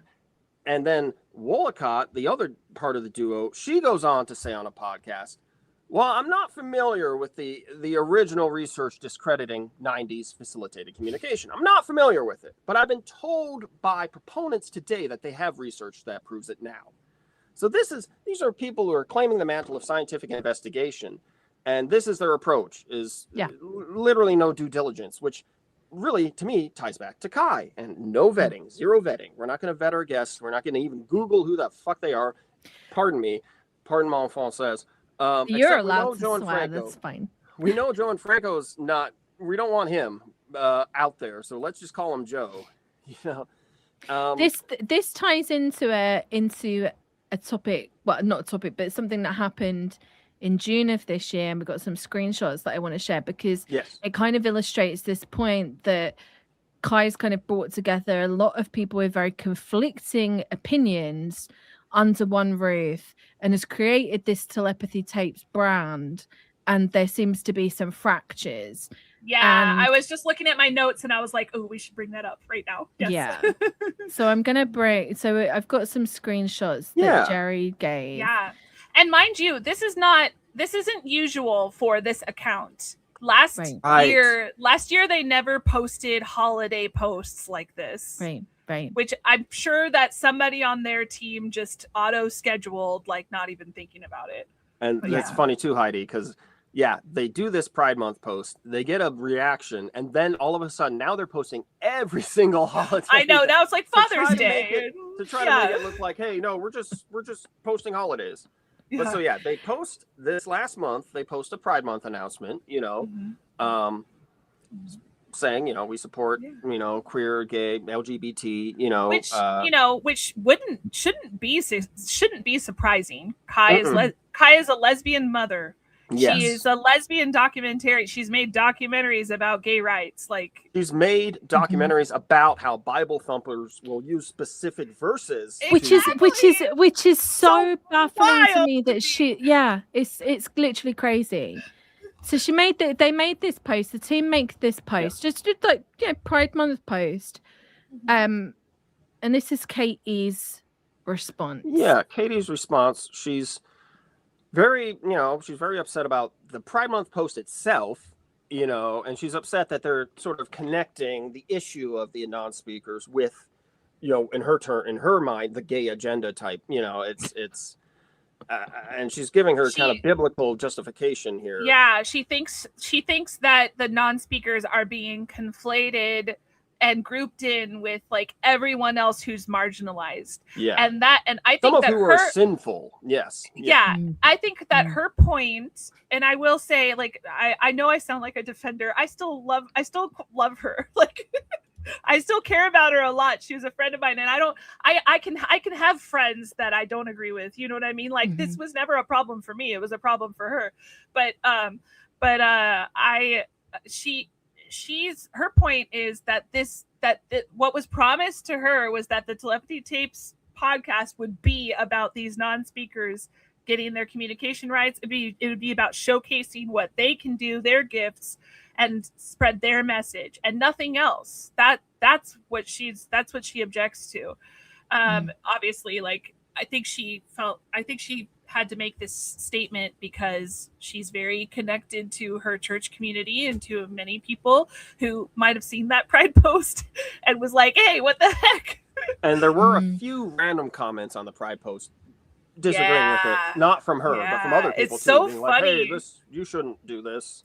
It's so funny how every time there's a post, sorry to go sideways for a second, but like when Mayim Bialik was on the Telepathy Tapes in season 2, so many people were, and they were like, oh, I'm shocked that Kai would have a Zionist on the platform. A very outspoken Zionist who's made it very clear where she stands. Very outspoken. Very pro what the government is doing. When she's not busy shilling brain pills and having, It's funny how she's become a kind of Alex Jones type figure, isn't it? I'm glad that she never got to host Jeopardy full time.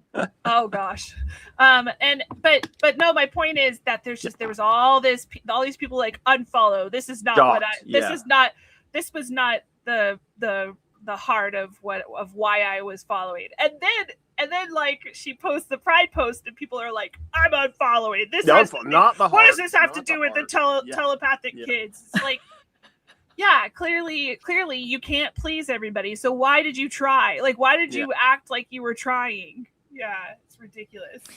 Anyway. So Kai responds on Katie's post, which has since been deleted. This comment by Kai, I don't know if Kai deleted it or if Katie. I think she deleted it because of my reply. Because it was up. It was up, and it was and it felt like it's like very mic drop as a response to Katie. Right. But then I went in on my husband's Facebook account. Oh, you sock puppeter. And I was actually, I think what Katie's most objecting to is that you broke promises, and then she's like, oh, okay, I'm going to delete this. This is a really telling post, though. Yes, Emily. because it's not like, and this is again just my point of view, but again, like as we know, Kai's presented people with really harmful anti-LGBTQ people as like, oh, this is just Joe, he's a little lawyer, and you know, he's like trust them. Yeah, exactly. Has platformed these, and I hate that fucking term, platformed. Like, you can platform anyone you like. You can make a documentary about anyone you like. Problematic people are another term. Yeah, can be incredibly interesting. But my issue with this is not that she's sat down with Joe and Franco and has got him on, but that she has. I cannot say deliberately because I do not know the intent, but from my personal opinion, it almost feels like an effort to obscure who he is, because you just don't want to get in all that, because then it gets really complicated and messy, right? And I do understand that, but then you're going to have issues like this arise. And this is like a real telling post, because it's not a comment to Katie being like, you know, we can post about pride if we want to. Like, I am an LGBTQ woman. Like, I did this, you know, this is important, blah, blah, blah, blah. It's about, you are really recognizably involved in this project. And by airing this out in public, you're putting the project at risk. Yeah. That's what it's about. It's like which is so manipulative. And she's pretty much telling on herself. You know, like, and you know, when she platformed Joe, she wasn't just obscuring his background. She used his testimony. Like, I went back and listened to it recently for when I did my TikTok post about him, and I was like, oh my God, she really does frame it. I don't have the transcript memorized, but she really does frame it as like, he says his testimony, and then she's like, there you have it. Like, this is evidence of their special gifts. This is evidence of telepathy. His testimony. The guy who stripped women of their personal bodily freedoms. Yeah. He said he had epic research skills. Yeah. And wants to criminalize gay marriage. That's like maddening to me. I just but she has an expression of support for people who often felt misunderstood, rejected, judged, and discriminated against. She supports them, but she published somebody on the podcast as an expert he's not just a mom who believes this way. I don't blame the moms. Right. I don't blame the moms for being Christians if they were raised Christian. Like, cool, whatever. This guy took steps that have devoted his career, that have impacted my personal rights. And this is the thing. Like, we won't get into it, but I never understood why right wingers can't get this. It's like, you can believe whatever you want, and in fact, even as Christians, Jesus calls us to do this. Like, we don't force our beliefs on others. We don't do that. You're not supposed to. It's actually not even allowed in the Bible. Like, show me where it says that we do that. Exactly. It's like, you know, in an ideal world, I'd love for all forms of, you know, discrimination against people and all forms of, you know, like anti-LGBTQ and everything. I in an ideal world, I would love for that to not exist, but unfortunately it does. And, you know, people are going to have their, in my opinion, small-minded and really quite shitty beliefs.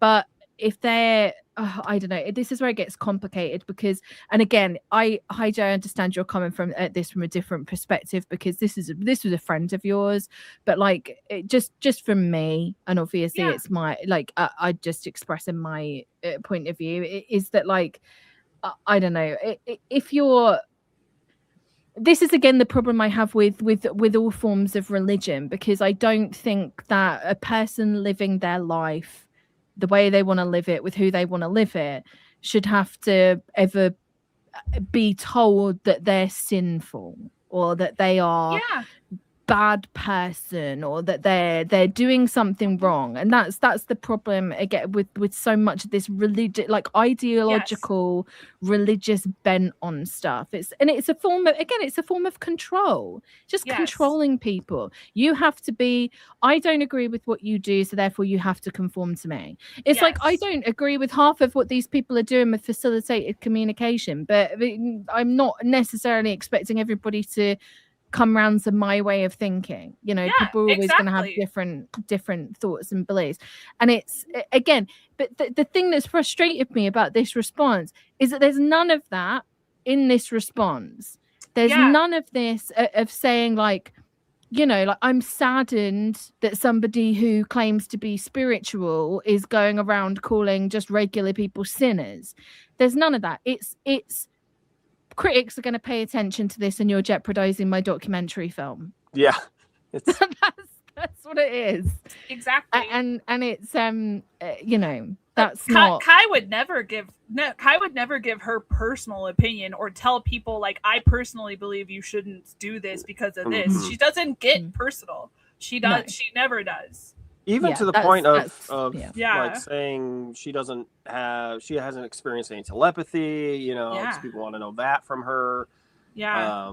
She's always played very much like an Ed Harris and Truman Show role in this. Yeah, which is but it's bizarre though, because in the last paragraph, she directly admits that this is less documentary and more propaganda piece. Yeah. We've spent years building momentum around a cause that is so much bigger than any one person, project, or disagreement.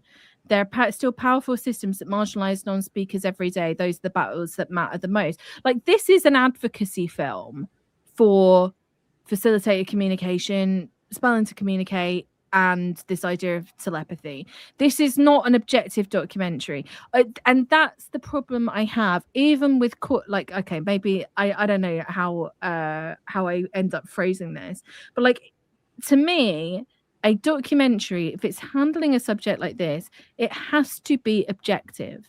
If it's not, then it is propaganda, right? And I know that if it's not, then you should say so, because it cosplayed being objective. Yeah, exactly. That's the most offensive part. It shunted fans into like a little dead-end walled garden where they could think, oh, yeah, she handled the facilitated communication issue. She handled the telepathy issue. They did scientific tests. They've done the research. And I'm sorry, I've got to circle back to Joe and Franco again, because his epic research that Kai refers to, he says, oh, yeah, there was some old negative research, but now there's 100 papers that support facilitated communication.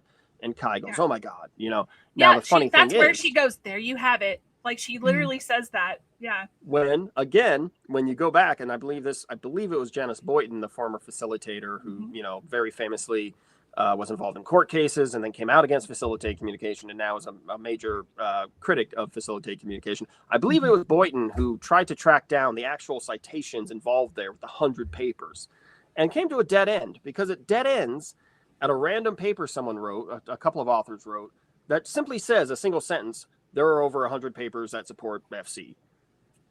No citation, just a statement, just a plain statement, no list of actual papers you could go and look up for yourself.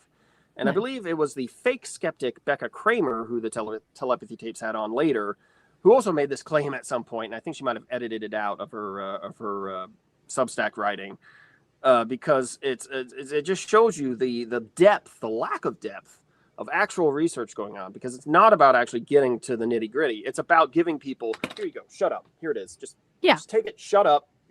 There it is. You don't have to actually worry about it or question it. And that's what Kai said. Epic research skills. Joe and Franco read that from some pro spelling source, internalized it, and it's good enough for Kai, And the thing about this documentary is it's just going to join this long line of like, not to be, I don't want to be like mean or anything, because like they are films and people have put time and effort into it and whatever, but then they're like documentaries. It's going to be like do you remember that one Thrive that was out like in the 2000s. It's going to go down with like Thrive. What the bleep do we know? Yeah, it's like it's that kind of documentary, and they're fascinating. And What the Bleep Do We Know is an endlessly fascinating documentary. The making of that is endlessly fascinating because it was all funded by people from the Ramtha cult. But it's like, you know, like you could make a wonderful documentary about the making of the Telepathy Tapes that takes it, because that's in my mind like, and I do understand this is where I have this conflict, right? Because obviously Kai Dickens is a documentary filmmaker, and I understand as a documentary filmmaker the need to stay objective, right? To stay like you don't really know what her personal opinion is in regards to like, you know, social issues or anything like that. She wants to kind of remain aloof as an objective documentary filmmaker, but she chooses like situations like this to remain, you know, kind of like a bit of, you know, kind of detached. But yet aloof. She's still she's an keeps advocate. herself centered in the narrative somehow. Like it's kind of brilliant in some ways. Like she stays detached as the observer, but is still somehow centered, very much so in season 2 also.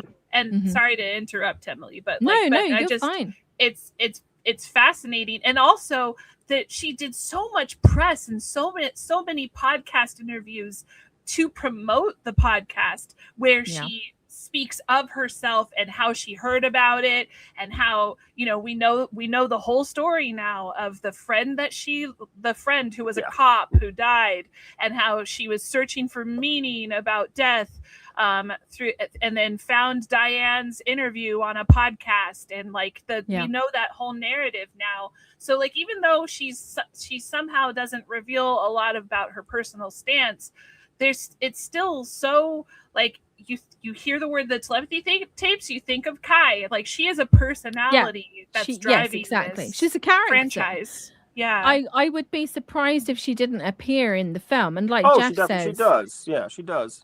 This is an activist. This is an activist documentary. That's what it is. It has an agenda, and it's not shy about that agenda, and that's fine. But it's like, you know, anyway.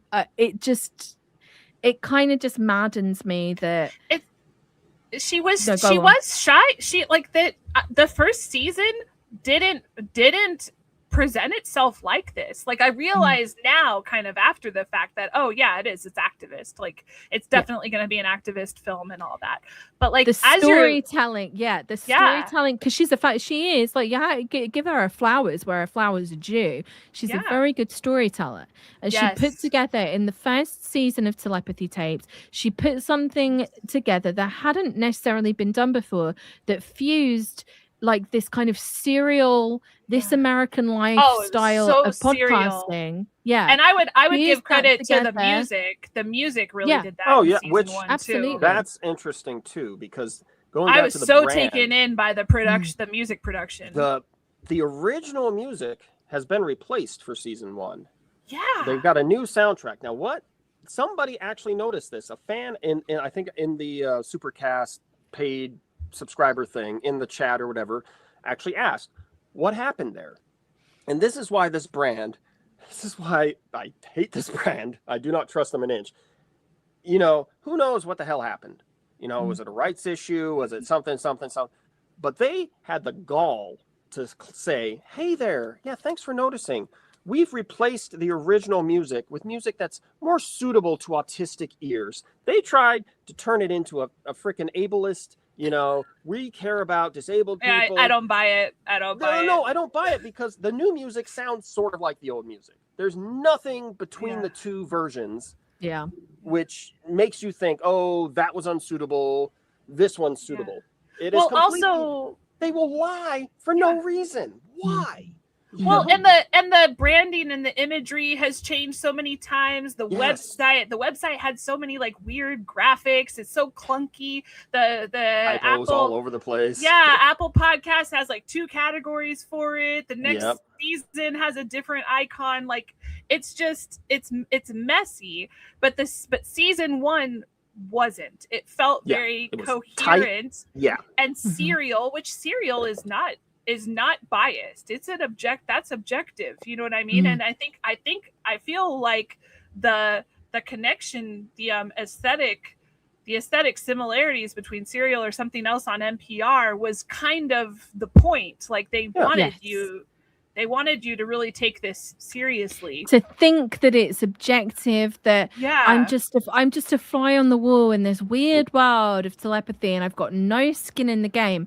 And then you get to this stuff and it's like, well, you have got skin in the game because this is a movement to you, this is a cause, you're an advocate for the cause, and that's fine. Like there's nothing wrong with activist documentaries at all, please don't get me wrong. There's nothing wrong with them, but the problem is that the motives have been obscured, that the audience believes that this is an impartial, that this is something, that there's no motive or agenda here. It is just to talk about, oh wow, look at these amazing things that are happening, right? And I've got nothing against, like I find these kind of documentaries endlessly fascinating. Like I said, what the bleep do we know is I wouldn't say it's a good documentary, but it's certainly entertaining. And, I love the fact that these kind of documentaries do exist in the world. But I love Ancient Aliens too. Yeah, everything has its time and a place. Like, but at least at least when you sit down and watch Ancient Aliens, you're getting some like heavily engineered slop. Like you're aware of what you're getting yourself into. This it can be it seems very, very sneaky, and that's why it triggered my pattern recognition of being some kind of limited hangout with controlled disclosure, where it's being fed to us for some reason, for some agenda. And so the fact that it's attached itself to legitimizing spelling to communicate, that's got to be part of the agenda. And so it really makes me wonder how this led to her, how this led to Diane, and then through osmosis of Kai listening to Diane's podcast, how it led to her. You know what I mean? Like there could be some nudging that happened by powers that be. I know I'm very tinfoil hat, but like it really feels like that's the case, or at least maybe after it started getting traction, it's been kind of taken over by some powers that be. There's definitely multiple loci here. You've got Powell's original work being partially funded by Epstein through Deepak. Now, Powell claims she never knew Epstein was involved because Deepak was the go-between, which, plausible, but she was absolutely, Deepak was giving her money that came from Epstein. And now San Diego University the University of California, San Diego was the institution involved, which Powell was not at, but she was brought in to communicate with a couple of researchers there who were also already heavy Epstein beneficiaries. And what Deepak did was he said, oh, hey, look at this lady, Diane Hansey Powell. She's talking about autism and telepathy. He brings that to Epstein and to these other researchers, and they go, oh, yeah, let's get something going with this. So they've got their feelers out for this kind of stuff. And then you also have Mossbridge, which, funny thing, to go full circle, Mossbridge's Women in Consciousness thing that she's putting on now. I think it's in October this year. That is now going to be in San Diego, I believe. So little rhyming there. It's like poetry. It rhymes, to quote George Lucas. But Mossbridge, huge AI booster. Just like, her former colleague, Ben Gertzel, who was on her Pandas Playing Cello podcast last year before the Epstein files have been released, where he comes out and says, I don't think you should go to jail, Jeffrey. He was on her podcast with the CIA, Carmen Medina. Anyways, huge AI booster, Mossbridge. Has talked a little bit about potentially involving AI in the research with the non-speakers, which is disturbing. Has talked about how AI came up with something on her resume that didn't really exist, but she liked it, so she trademarked it, the Future Intelligence Agency. So you've got also, with Ben Gertzel, his idea is AGI, which is this like sci-fi idea of what if we make an AI that's actually just completely full also imagine that we as the audience are supposed to believe that Julia Mossbridge is this like objective neuroscientist out of a university doing like legitimate tests on here, when she already has been proven to be forgiving of like mistakes that an inanimate object makes. Yeah. You know? Well, and to personalize those mistakes. And that's the whole thing with AI, is to look and say, now, why did the AI choose to do that? What is it trying to say to me, when it does that? Well, it's a large language model. It fucked up, Which, going back to the loving AI, we played that video on one of the last streams of Sophia the robot having a little glitch out. She was supposed to meditate with this human test subject, and then at the end of it, they come in and they're like, okay, Sophia, and Sophia's just like totally not working. She's on the fritz. And so Julia comes in and starts talking to her like she's a child, like she's a misbehaving child, starts basically role-playing with the AI as if it's an actual sentient thinking being, and it's kind of funny, kind of not, because, well, again, she's a large language model. She's totally she's just fucking up. She's on the fritz. You got to hit it. It's like the toaster's not working. You're not going to sit there and go, okay, Mr. Toaster, it's very funny. It's just the narrativizing that goes on, especially from Mossbridge. It's oh, good point. Yes, I believe Powell is with Skywatcher. Yes, and Alex Focus. She mentioned it on that news. What Nation's News or the Ross Coulthard News Nation. Yeah, she mentioned being approached by Skywatcher to work on that project before, and also talking about the non-speakers being involved in the psionics. I don't know if anyone ever actually did. And I remember when I found out about that, I was still working with Katie, and it wasn't. She was like, that has nothing to do with us. We would not be involved in that. And like, that was the end of the story there. But it's very clear that those non-speakers don't want to have anything to do with that narrative. And it's funny because there's so much of their fan base are these people, these experiencers. I've talked to them in the Discord, people who, have spent thousands of dollars, like going to the Monroe Institute and studying the Gateway tapes, and people who believe that they're remote viewing and getting to the Hill and talking to them and all that. And nobody's shutting them down. Yes. In the brand spaces, no moderators are saying, hey, you didn't talk to Akil. Don't say you talked to Akil. That's a violation of privacy. That's just, it's creepy. It's weird just and creepy. Yeah. And this is like what we touched on this throughout the series, but it's like the lack of safeguarding, right? Yeah. And it's also like if we get into the Bledsoe sky watching kind of stuff, right? Like that is another layer of like CIA involvement. Chris Bledsoe as an experiencer, and Tanner getting spooked. Tanner, my husband, has got like a whole long series on his Substack about this. Chris Bledsoe and the cult of intelligence. He is absolutely surrounded by people, ex-CIA people, defense military people that are all there like validating him. Yes, Chris, you can do. Yes, Chris, you heal people. Yes, Chris, you're seeing all this stuff in the sky. Yes, Chris, the lady is real and she's definitely visiting you. All of this stuff.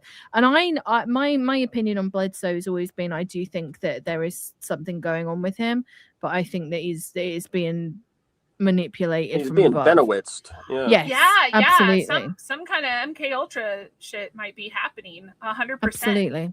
I do think that. I will say that this is unsubstantiated. I don't know this to be the case at all. It's not public anywhere, but someone, when we were talking about the telepathy tapes, someone mentioned that Skywatcher guy, Alex Crocus, they said that he told them that he funded, that he was an early donor of the telepathy tapes, financial backer of the telepathy tapes. That makes sense. There's a possible connection there, and I wouldn't be surprised if that was the case. It tracks. because Bledsoe's kids are all at the Monroe. They've all been at the Monroe Institute. They all have like some sort of gift. They've all said that they're being contacted. Like gets really deep and really dark when you start actually looking into like the characters that are surrounding him, because it's like, okay, like if this man actually does believe this stuff, like he is being manipulated in some of the most like horrific, but like Tanner just said, like his son Ryan Bledsoe is an instructor at the Monroe Institute. Yeah. So it's like all totally interconnected. But just going back to what I was saying about how no one is shooting them down, I think that it points to this incredible ability that Kai has, maybe also her production team has, of siloing her fan base and like the picture she paints can be, it's just vague enough to be interpreted and to align with all these different differing beliefs, and then these people never talk to each other. You know what I'm saying? So like the ultra conservative Christian people, they can get enough out of that podcast to make them happy enough to list. You know, not everybody. The vast majority of the people who know about the Telepathy Tapes and are fans of the Telepathy Tapes have maybe listened to the first season, mostly just a couple of episodes of the first season. You know what I mean? So they don't know what's going on in the second season with all the snake oil. They don't know about Kai, you know, kissing Gwyneth Paltrow's ass and putting on fancy hats and going to Sundance. They don't know about all the UAP people and Diane's connection to Skywatcher.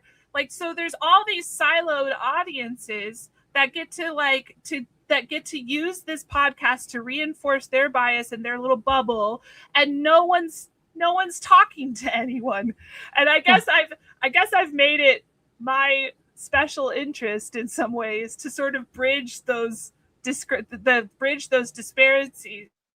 by going into those audiences and kind of pointing out, like you said earlier, like the cracks in the foundation, the parts where things are just not adding up. And nobody, well, I know that you do, but like it can be difficult for people to put together and be like, well, how do these things kind of connect with each other? And if you think about it and you actually sit down and think about it, it's actually very simple. UAPs, all that furore. Oh my God, we've got loads of, oh, what are these things in the sky? Oh, we need more money to monitor the things in the sky. Oh, you know, it's drones.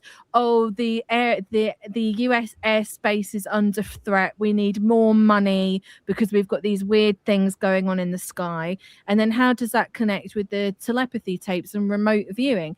Well, if you can, and again, this is just my personal opinion, but and Tanner's again getting to, I always have to hype up my husband on these podcasts. It's my role. It was part of my marriage vows. He's not gonna do it. So. I do the same thing. I wanted him to be here, but he had to go take my son somewhere else. Next so time I don't get distracted. We'll do another one. You can hype him up next time. But Tanner's written this article about remote viewing as intelligence laundering, right? So say you've got an intelligence from like a source that you can't particularly talk about, or you like, but basically I don't explain it as good as him, but like intelligence from like a source that you don't really want to be public, and then you can launder it through, oh, we've actually got this group of remote viewers and they kind of were tapping into this kind of thing.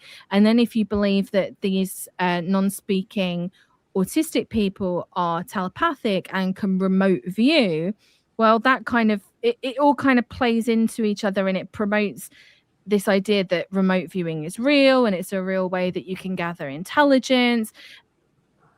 It all feeds, if you look at this, and you don't have to look at it this way, this is just one way of interpreting it, but if you look at this through the lens of the military industrial complex, all of these things start to feed into each other. Remote viewing as a form of intelligence laundering, UAPs and this furore, you know, like these flaps, like there was that flap over New Jersey and there were all these flaps going, oh God, there's drones everywhere, Bledsoe, all of that kind of stuff plays into these fears about national security. It all kind of, and again, also works as a form of distraction, as we've seen with the current, even though it didn't do very well, the current UAP file release works very well for political motives as well, to say, look at me, I'm super transparent and I've released all this stuff that was already released decades ago. But yeah, it also even the incompetence displayed by this administration and the things that they've revealed kind of works in their favor in the way that it makes us become desensitized, detached, just stops. We apathetic. We just detached from material reality. Yes, exactly. Oh, everything's hopeless. Everything's I don't trust the government at all. I mean, it's kind of looks like what was going on in Soviet Russia right before everything blew up over there. You know, like people just stopped even paying attention to mainstream news, and that's engineered collapse. Yes, exactly. That's an interesting thing, and again, I tend to go this way as well because I can get a little bit conspiracies, but like an engineered, because fall of the Soviet Union was many ways engineered, but an engineered collapse of institutions, societal trust, so that big tech, billionaires, the surveillance state all comes together. Yes, it definitely works. And let's not forget sorry, I have a bad habit of interrupting. No, you're fine. No, I like it because I lose I kind of like go off and I ramble, and then you can bring me back in. Well, I'm guessing all three of us are probably neurodivergent in some way, and it is a style. It's a style of neurodivergent conversation where it's called like overlapping feedback or whatever. Right. But no, it reminded me that we can't forget the psychedelic element in all of this too, because Peter Thiel's got the psychedelic company with the DMT, and psychedelics have been mentioned multiple times on Kai's podcast, and then too on Now What with Betsy Ross. Yeah. I don't think she mentioned it on the podcast, but she's posted personally that she went on a mushroom trip, and I was like, wait a minute, my spider senses were tingling because she went on the same exact one that I know 2 other non-speaker moms have gone on. It's this place in San Miguel de Allende, Mexico. It's a program run by Johns Hopkins to take psilocybin to treat depression, trauma, CPTSD, things like that, right? So several non-speaker moms are doing this, and it's so interesting. It's so weird. Like, why moms? Why is it being catered to the moms rather than like given to the non-speakers themselves? Well, that does open up the can of worms about the facilitated spelling and the medical stuff, because we do see parents saying, yes, my child has communicated to me through the facilitated spelling that they want this medication or they have this condition, they think, So that is kind of a weird tension there, where how far do you believe? You're doing the spelling, you're supporting the spelling. Are you willing to go that final step and actually say, yeah, I'll medicate my child based on what I think they're communicating to me, or I'll do a psilocybin trip with the, so that is, I think, I think that psychedelics, I think psychedelics are becoming inextricably linked to the UAP disclosure movement, because it alters it literally alters your concept of reality. It alters your understanding of reality. So of course I think very naturally it kind of coincides. I think many people who are experiencers are probably also people who have dabbled in psychedelics.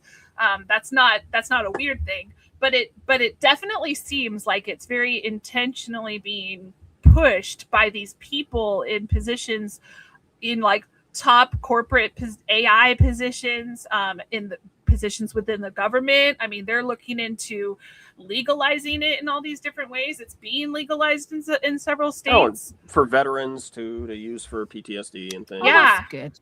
Yeah. Plus, I didn't know this, but the October 7th massacre at the music festival.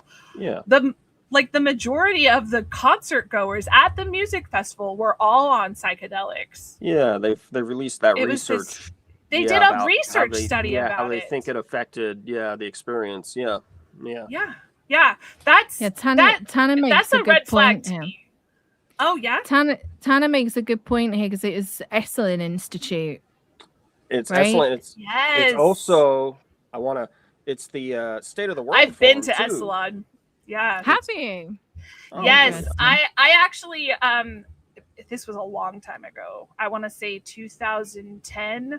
I went there to take a workshop because I was going through like a really bad breakup with my crazy ex, and the workshop I ended up being in, it's so random, there was an actor in it, Ron Egert, I want to say his name is. He's in that movie Deep Impact, and he did like a TV show called Blind Justice or whatever. Anyway, so there were actors at the place. Like, it was very Hollywood, like very fancy place. But I just thought it was so bizarre that that Esalen event was mentioned. Like, I didn't realize this, but Diane was at that Esalen event, the one that Ross mentions and that Jordan mentions. What's that guy's last name anyway? But I looked into it, and Esalen definitely has like some connections to government and intelligence agencies. Oh, absolutely. Yeah, absolutely. It's there's a long history there, and I know Yes. that Subliminal Jihad, which you were on, Jerry. Yeah. Shout out to Jerry they were kind enough to have me on to talk about some cultic stuff around the Telepathy Tapes. Subliminal Jihad. This is how the Telepathy Tapes got me so hard, because I was listening to the podcast when I was recovering from a psychosis. I went into psychosis. Right. I fell into psychosis in January of 2024. So doctors have never been able to figure out what exactly my diagnosis was. It's never happened to me before. I've never had manic episodes before. So they pretty much had to rule out bipolar. But I will say that I had gotten very deep into conspiracies. I was spending a lot of time on my phone. I wasn't getting a lot of work at that time. I had a lot of anxiety about work. I started heavily gardening in pen and gummy form.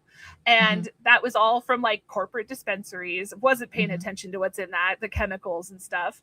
I was losing sleep. They say insomnia. Don't smoke the government weed. Yes.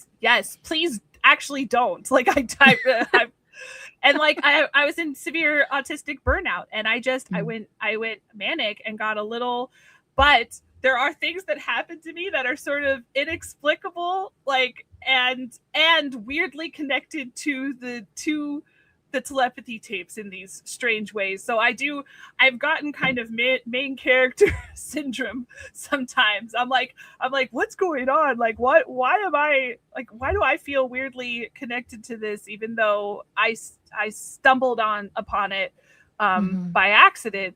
But like, for example, Lloyd Auerbach, I know he's mentioned in the Telepathy Tapes talk tracks. There's an episode about him on the talk tracks, and he knows Diane Hennessy, and I think even Julia Mossbridge has mentioned him before. So he's very well known in the paranormal studies world. He's a paranormal investigator and a mentalist. And back in 2003, he's from my hometown. He's from Martinez, the university that he got his paranormal degree from, and became a professor at. JFK University was based in like my county, like where I grew up. And my mom hired him to investigate a haunting at our house. And this was 20 years ago. And it's just crazy because during my psychosis episode, I started having like really vivid flashbacks of that experience of him investigating our haunting. And so I called him. Something told me to call him out of the blue. That day, he published, it was his published day of his like 5th edition of the book that had an entire chapter on us.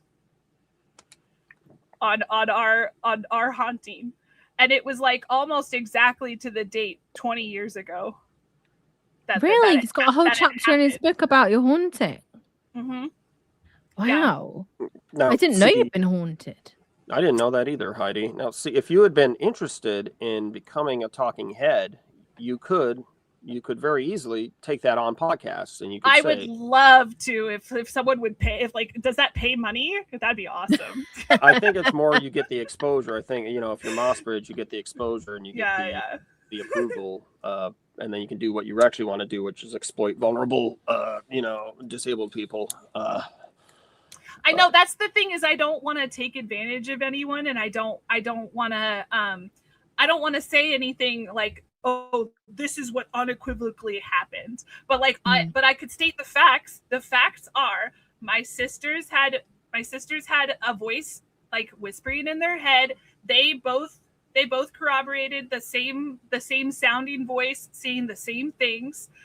My sister's friend who lived with us at the time, same thing happened to her.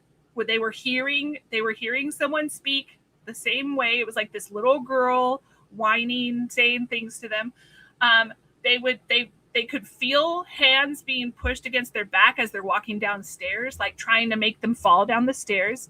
I witnessed, so that never happened to me. But I also I was in culinary school at the time, so I didn't live at home full time. So I wasn't always there. I wasn't the full-time resident, but I did witness cabinets opening and closing, and the stove coming on like a poltergeist. And then I also witnessed when we tried to have a seance to confront the spirit.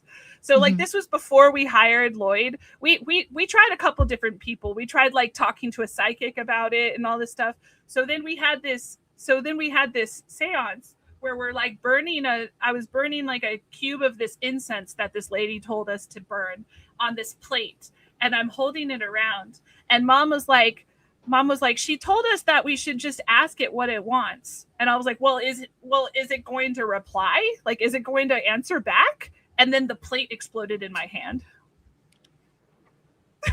That's nuts. And like, happened. I am obviously a skeptic, but I do love it. I am infinitely fascinated with the haunting story. Yeah. And and that's just one of those anecdotal things. And I've talked to a lot of non-speaker parents. They have these amazing, like, you can't explain anecdotal things. Like when it comes down to proving them, they can't be proven. Right. But and my, if I wanted to put a science brain and look at it like, oh, what could have happened? The plate got hot. It wasn't properly like the plate got hot from the burning of the incense and broke and exploded. So like, okay, but the timing of it is weird. So but this goes into an interesting thing, right? And this is always the way that I try and look at these kind of things. It's like, okay, right, was it really a ghost? Well, you never know. You don't know that. Was it a spirit, some form of entity, some form of like manifestation? You don't know. You'll probably never know. Do I think that experience was real for you? Absolutely. Could that experience have been some sort of form of like shared mental thing? Possibly. There's all manner of different explanations for it. My general problem when it comes to like outright just going, oh, these people are grifters. Oh, they're all just making everything up. Oh, nobody ever experiences anything. I don't think that's true. I think that there are things that go on within the human mind that we don't necessarily have the language for or the experience or the knowledge yet to fully understand. Does it mean that it's some sort of like fucking movie ghost? No, not necessarily, but it also means that it's not someone making something up. Yeah. And that I could believe that it was a shared experience because I've actually done a lot of research about shared psychosis, which is called folie à deux. Kind of calling me out. Oh yeah. Because in my psychosis state, my husband also got pulled into it at the same time. So I had to do a lot of research on this to try and make sense of why both happened to us at the same time. Because I could blame what happened to me on the heavy gardening use, but he doesn't do it. He was sober. He doesn't drink or anything. So why did it also happen to him? Stress. But like a person who's experiencing it can, by like osmosis, out of extreme empathy and sympathy. Yeah. Pull it on. Yeah. Pull your partner. There's a really famous case of that. Two twins that were experiencing it, called Ursula and Sabina Eriksson. That's a mad case of like the things that happened, but they were experiencing that. And on the paranormal phenomena, this is going to sound utterly ridiculous, but I saw a TikTok maybe 2 weeks ago of this girl.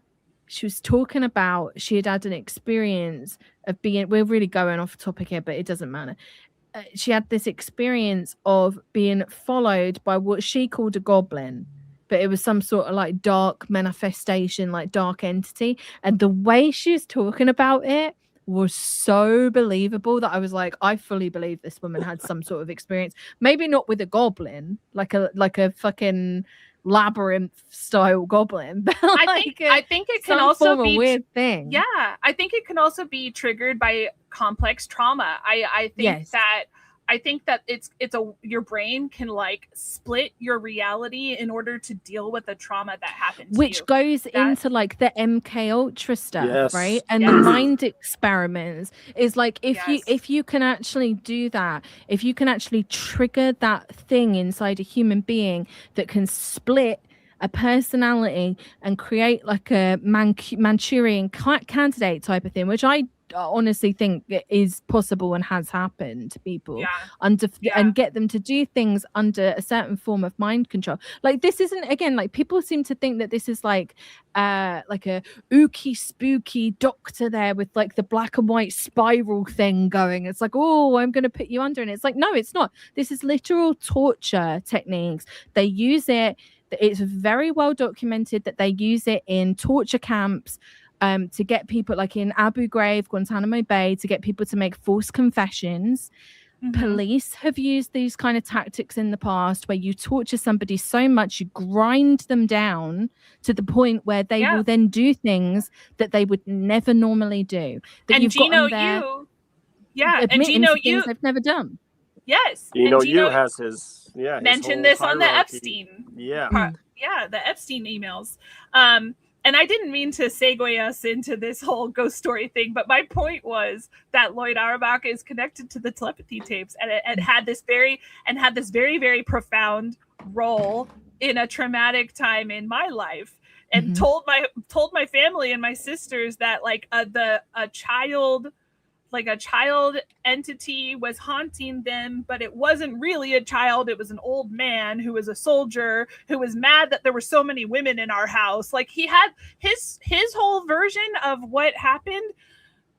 And then the chapter he wrote, like he got us mixed up. Like he said one person did something that wasn't that person, and he gave us pseudonyms, which is fine. I understand he was like protecting our identity, but then he didn't even explain, like there was things that he said happened to one person that actually was the other one, and it was all false, like it wasn't correct. And then I'm arguing with him about it because I called him and he told me he's like if you'd like I'll send you the chapter because I told him on the phone that I was getting all these memories of that time and it was really hard to reconcile and I couldn't remember all the details, so I just thought talking to him would be helpful because he was there. And so he was like, actually, my first edition of the book is published on Amazon today. If you want, I can send you a chapter, So then I read the chapter, and then I got pissed off, and then I called him again. And then we set up a meeting, and I went to meet with him. And I was fully in psychosis at this time when I went to meet with him. So the whole thing the whole thing was crazy. I said really crazy things to this guy that I'm not proud of. I'm sure it was really creepy, like offensive and probably creepy to him, the things that I said. I fully believed he was some kind of shapeshifter who'd been following me my entire life. And like was and I told him that the dead are mad at him because he pretends that he does magic tricks, but he's actually like ignoring the real atrocities that these like dead people have experienced. I don't know. It was all really, really nuts. And I probably should at some point do a deep dive on that. But yes, he ended up being on the Telepathy Tapes. I remember dropping my phone when I was listening, when his talk track came on, because I was like, holy shit. And he knows them all very well. And then what was the other thing? I don't know. There's all these examples of how it weirdly connects back to me, and I get kind of main character syndrome about it. And I think a lot of fans do. I think there's a really deep need by most of the fans to be reassured that like telepathy is not only real, but that you could do it also. And Kai really toes the line and teases that out. Teases that out with people. And that's kind of interesting because you've had this experience with this guy, and like again, like the this might be a controversial thing to say, but that I don't think there's no such thing as a professional ghost hunter, you know. Like it's you know, it's something that people do, and it's something that some people can be quite good at. Like, you know, I know people who do it and are good at it, but it's if you're going to do that, you've got a duty of care, not only to get the story right, but to also, you know, if you're dealing with, especially in situations like that, you're dealing with very vulnerable people because they are experiencing something, be it physical, mental, or whatever it is, they're experiencing something, right? So you have to tread very lightly there, that if there's some sort of like mental thing happening, say like some sort of delusion or psychosis or something that's going on there, you have to tread very carefully to make sure that you're not pushing that person further into harm. And if it's an actual physical thing, again, like this person might be in some sort of danger, and to make sure that you're like there's got to be like a duty of care there. So he had other credentials too. Like he wasn't just I can't remember what his website says, but he's like on the board of all these institutions, the Ryan Institute. He's like the president of the Ryan Institute. Like he's got all these. So he was presented as very legitimate to us. Yeah. But he also does magic tricks, which is really interesting and funny. It reminds me of the guy Oz, the mentalist, Oz Perlman, who went on Joe Rogan and debunked the telepathy tapes very famously. But that was another thing where, and I hate to go like 5D chess on people, but I feel like there's this coordinated false debunking effort that's happened too with the telepathy tapes, where people have just debunked it in like a bad way, setting it up to like get a loophole. And I feel like that's what was kind of happening there with Joe Rogan. I think Joe Rogan likes to present two sides, but they're both still like manipulated, like vague sides that anyone could argue their way out of, because it just gets him more listeners. Totally. Yeah. And the thing with Oz Perlman, sorry, Emily, the thing with Oz Perlman specifically is people were saying he's not actually using mentalism. He's actually just literally hacking people and like getting their PIN numbers and stuff. That was the criticism, was that when he goes on Joe Rogan and you know, uses mental powers to socially engineer Joe to get his PIN number, actually he just fucking hacked him and looked it up. That's the criticism. He gives me Mossad vibes after that White House Correspondents' Dinner. It's like, okay. Geller. Yeah. But anyway, we are getting off topic. We need to, before we wrap things up, Like, I don't know how long this goes on, but we definitely can't forget to talk about. It's up to you, because I wanted to pivot us into like the Sundance stuff, and I wanted to show your TikTok. Yes, that's what I was gonna say. Yes, let's do that. So let's show the TikTok, and then let's move on to there. So this is a TikTok that Heidi posted a few days ago. If you love the Telepathy Tapes podcast, or just love to hate it, grab some popcorn, because I'm about to spill some hot goss. That's right, folks, I'm back. If you're new here, catch up on the playlist below. Crikey! The Telepathy Tapes Australia. Nor is Coy Dickens planning to grift the Blarks down under? Right, I'll stop with the accent. The Telepathy Tapes Australia is a national social impact campaign bringing a documentary about non-speaking autism to practitioners, policymakers across the country. TT Australia was vetted by the non-speaking community. We are not promoters. We are the official Australian campaign partner. And if you scroll to the bottom of the page, you'll see that Harbour Fund is the USA nonprofit partner of this campaign. So Harbour Fund is a nonprofit that enables filmmakers to get philanthropic funding, basically, like a charity that brings charitable funds to a filmmaker to produce a film. It's founded by this lady, Lindsay Hadley, very Utah, heavily Utah coded. She formerly was a professor at BYU. Here's Kai Dickens and Jess Zino and their matching hats at Sundance, where Harbour Fund invited them to screen a work in progress screening of the documentary. Here's Kai giving a little speech. Patty Jenkins seems to love it, which tracks because, we know who she cast in that Wonder Woman movie. Lindsay Hadley wears many hats, literally and figuratively. She's the CEO or founding partner or founding advisor of like 20 different things. One of those things is Satori, a bodywork company, I think based in Australia. They do something like Reiki or kinesiology with this lady, Peppa, and this lady whose name I can't pronounce. And there she is. Same hat. Hi, Lindsay. What do you know? There's the same ladies.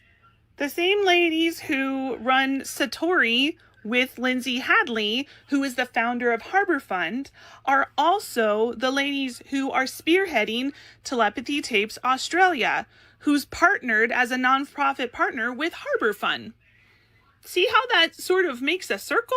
Another interesting document I found is this pitch deck PDF that the Telepathy Tapes Australia team is giving out to practitioners, professionals within the spelling community. If you scroll down on this document, you'll see this part here where they're projecting the future growth. #1 podcast in the world, 4 to 5 years of growth as the scripted film is developed. Matt Damon and Ben Affleck producing the feature. So let me just recap. The Telepathy Tapes documentary has a charitable partner with the Harbour Fund, who did a screening at Sundance, hence the hat and hattier picture here. They are also the charitable partners on the Telepathy Tapes Australia Impact campaign, which I think is all part of the same global impact campaign for this documentary. The team leading the Telepathy Tapes Australia outreach are the founders of a company that is owned by the Harbour Fund, Lindsay Hadley. So it's kind of starting to look like a snake eating its tail. None of this proves conclusively that there's anything appropriate. This is all allegedly, but it does raise some questions for me. How independent are these organizations from one another? If people donate to the Telepathy Tapes and to the Impact campaign, where do those funds ultimately go? What governance exists when the same organizations and advisors are appearing across multiple entities within the same network? If I'm misunderstanding all of this and someone involved wants to provide additional context or explanation, I'm happy to include it. I'm simply mapping publicly available information and asking questions that I think are reasonable for anyone who's considering to support this project. I'm going to be talking about all of this and a lot more. My whole background. That's where we're talking about. You guys like my did I do a good Australian accent? Oh, it was all right, not as good as mine. Sorry. Oh boy. Speed's just a question of money. I get confused with bloody Australian when I go to America. People are like, "Where are you from? You Australian?" I'm like, no, I'm English. No, you're just a typical bogan, Emily. Yeah, I can only figure out like the Arnar thing, but there's no. definitely no, put another shrimp on the barbie. There's definitely like a higher pitched cadence I can't quite reach. Yeah, but yeah. I obsessively rewatched the original Mad Max film as a child over and over again, so I have the entire head with the original dub before they redubbed it. So I'm super curious. I don't know how many people we have actually watching right now, but like did that make sense to people? What I posted there, like, can you see that there's something not right going on? Yeah. It's self-dealing. Okay. We're setting up it. And why specifically do we have the two co-founders of Satori on the Impact Telepathy Tapes Australia campaign, and one of the other lady on the Harbor Fund? Why is there no crossover there, but just when we see the nexus with the Satori company that they all share? You know what I'm saying? Why are they not just on all of the boards if it's all above board? Why are they not all of them involved in every bit of it? Mm-hmm. It just it seems to me like a lot of, this is something, again, going back originally. Sorry about my puppy here. It's so cute. It's you don't need to apologize for dog. Yeah. He's a monkey. Going back to the original fundraising and how unclear it was what exactly was happening that the Telepathy Tapes brand was doing. There's still no clarity, and that to really tie us back to, is it a cult? I'm going to step away for just a sec, but I'll be right back. No worries, Heidi. Is it a cult? Well, yeah, I think one thing, with the high control group, if you're going to use that definition, the fact that you're kept in the dark, and it's not just a matter of, some of this is professional stuff, some of this is stuff that, just isn't, public info, just as a matter of course, but you are kept in the dark, and there's a consistently revolving chain of excuses. Yes. And that also connects to the whole thing where originally they said they proved telepathy full stop scientifically. And then when people start criticizing it, they say, oh, well, we never said we proved it scientifically. We got to do more tests, and those tests will prove it. So in the meantime, shut up. Yes. And they keep rolling it back. And that's why this movie, it's so hilarious that this documentary just keeps getting pushed out on release. Because originally it was the load-bearing proof that was going to shut up all the evil skeptics and make them agree that they proved telepathy. And now it's kind of, we're looking at what you showed, Heidi, a scripted feature film in 4 to 5 years from Ben Affleck and Matt Damon to make a story out of this for fiction. Is that for real? This is what I'm wondering. There's a chance. Yeah. I wonder if there's a chance that was like placeholder verbiage that somebody published that. Which, like, that's the thing, is like what's worse, proving that you're incompetent or proving that something really shady is going on. But no, it's very well could be true that Matt Damon and Ben Affleck are interested in producing a narrative feature. I remember when they were working on the distributor deal for the documentary, and they talked about narrative rights, and I can't go into too many details, but I know that the non-speaker families very seriously did not want the documentary deal to have anything to do with like a secondary grab for narrative rights about a fictional rights. Series. About themselves. Yes, exactly. Like that should be something handled by them personally and get so that they can get the money for it if they wanted that, or who knows, whatever. Get everything straight with what they want. Yeah. So the fact that there's a narrative is interesting. It could just be that they would just make up an entire fictional story that's loosely based, that's just about a non-speaker who spells that they're telepathic. Yeah. It could just be that, but you got to be really careful. Well, and I wouldn't be surprised if celebrities put their name behind it as executive producers to get it through the door. Like so much of this comes down to money. Everything is making money, and if they see, look, think about it from their perspective. And I'm not trying to defend them, but they just see a podcast that is #1 podcast in the world. well, this must be like really interesting. And as we've expressed, the storytelling in season 1 is fantastic. Like, it is good. You have to admit, it's good. Like, the framing of it's good. It's absolutely coercive, but it is done very well. So if you're just a total outsider, you're a Hollywood person, all you see is #1 podcast, you listen to it and you go, God, this is good. Like, the production on this is really good. And these stories are actually really compelling. And then you put your name to it. And, you know, you're not doing as much research as maybe you should, or maybe you should have someone like doing the research for you to say, hang on a minute, I don't know if you want to get involved in this. Maybe it might be best just to stay away from it for a little bit, see how it works out. But a lot of people put their names to stuff. I wouldn't be surprised if they had those conversations, and I wouldn't be surprised if Kai Dickens had those connections. Oh yeah, I mean it's gone super Hollywood. Like not only has she been on podcast interviews with people who have who have billions of listeners, like lots and lots of followers, Danny Jones, Joe Rogan, Goop, like Gwyneth Paltrow, but she's also Willow Smith made a song. Willow Smith made a song about going to the hill. Yeah. Which is just nuts. Yes. Will Smith's daughter was Rosie O'Donnell has mentioned it. Will Arnett has mentioned it on Rosie O'Donnell. I liked Rosie O'Donnell. Jason Bateman's podcast, the Smartless podcast. Smartless podcast. Said he got a screening of the documentary. He watched a screening. Yeah. He had tears in his eyes the whole time, and it was so moving. And so it's getting, that's the other thing, it's sold. It was originally sold as this grassroots indie hit, Yeah, that she did with her own finances. And she recorded the sound in a pillow fort in her room, and all that. She signed with UTA for talent. Now it's getting the fucking red carpet rollout treatment. It's at Sundance, it's so funny to me.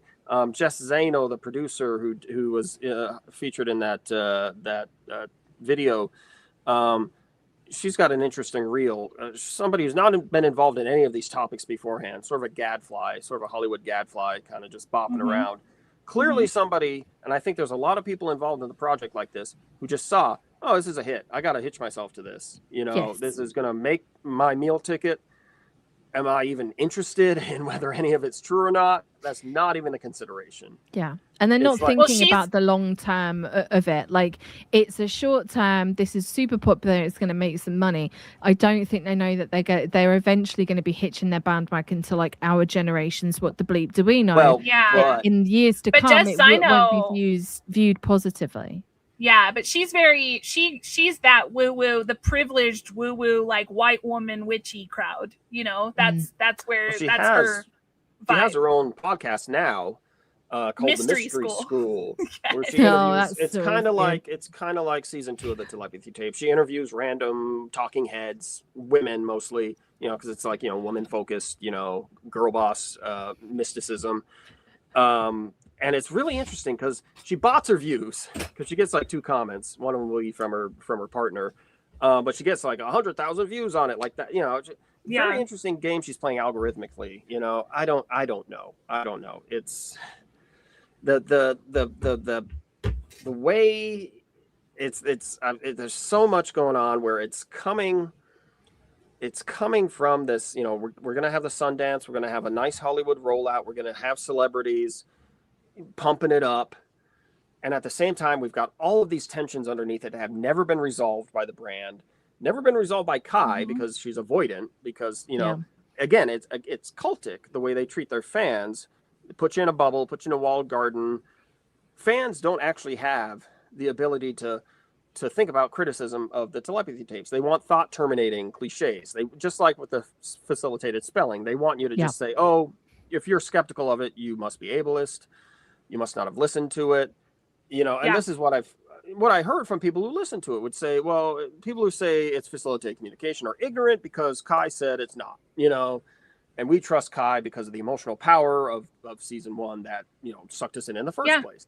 Yeah. So, and then the tactic is the guilt and the shaming too. I got a lot of that from non-speaker families in my comments. I got a lot of it from the fans in Discord. It's like, why Like, why would you want to focus on that stuff that doesn't matter? That's like that. What matters is sharing their gifts with the world. What matters is like getting them communication rights. And it's like, well, I'm not the one who made it matter. The way that it's positioned on the podcast makes it matter, because we're being asked to trust people who feel this way about it.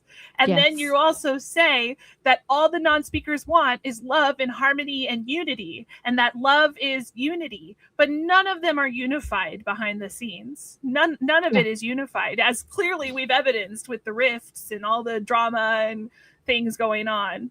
So they said that I saw on the Facebook that the Telepathy Tapes said that the reason the film's been delayed is because the first cut was 3 hours, then they cut it down to 2 hours, and they've also been working on the graphics, like the GFX for the hill, making sure that the hill is done accurate. So I don't know what the hell is going to be going on with that. Well, they've got just the whole... like throwing in GFX of the hill. And they hired a couple non-speakers to. They're going to be credited on the film as consultants, giving them visual feedback on what the hill looks like to them, appears like to them. Right.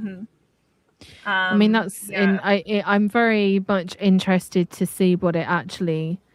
Oh God, yes. And I'm interested. And then are they going to show us the Jewish only hill? Are they going to show us the Jewish only hill that Arthur's son goes on? Oh, yeah, that's the other interesting thing. Does he go to a segregated one? Yeah. That was an episode. That was in episode 10. He says I can't remember. It's been months. Only Hebrew speaking. Yeah. Right. And the thing with the hill, it's almost like when Kai's putting it together, it's almost like Arthur doesn't quite get what the hill's about, because he's kind of answering it in a way that kind of sounds like he may not be plugged into the meme. I don't know. He is plugged in, so maybe he is. But that's the other thing. They don't really square with the hill. On the one hand, it's the hill. But on the other hand, proof of the hill is that, these kids in Arizona have a hill. These kids in Israel have a hill. These kids in Finland have a hill. So what the, is it a, but none of that. Yeah, none of that aligns with what Houston has spelled, and Houston was the one who introduced us all to the hill. He's the one who first said it, and none of that aligns with what he says. And what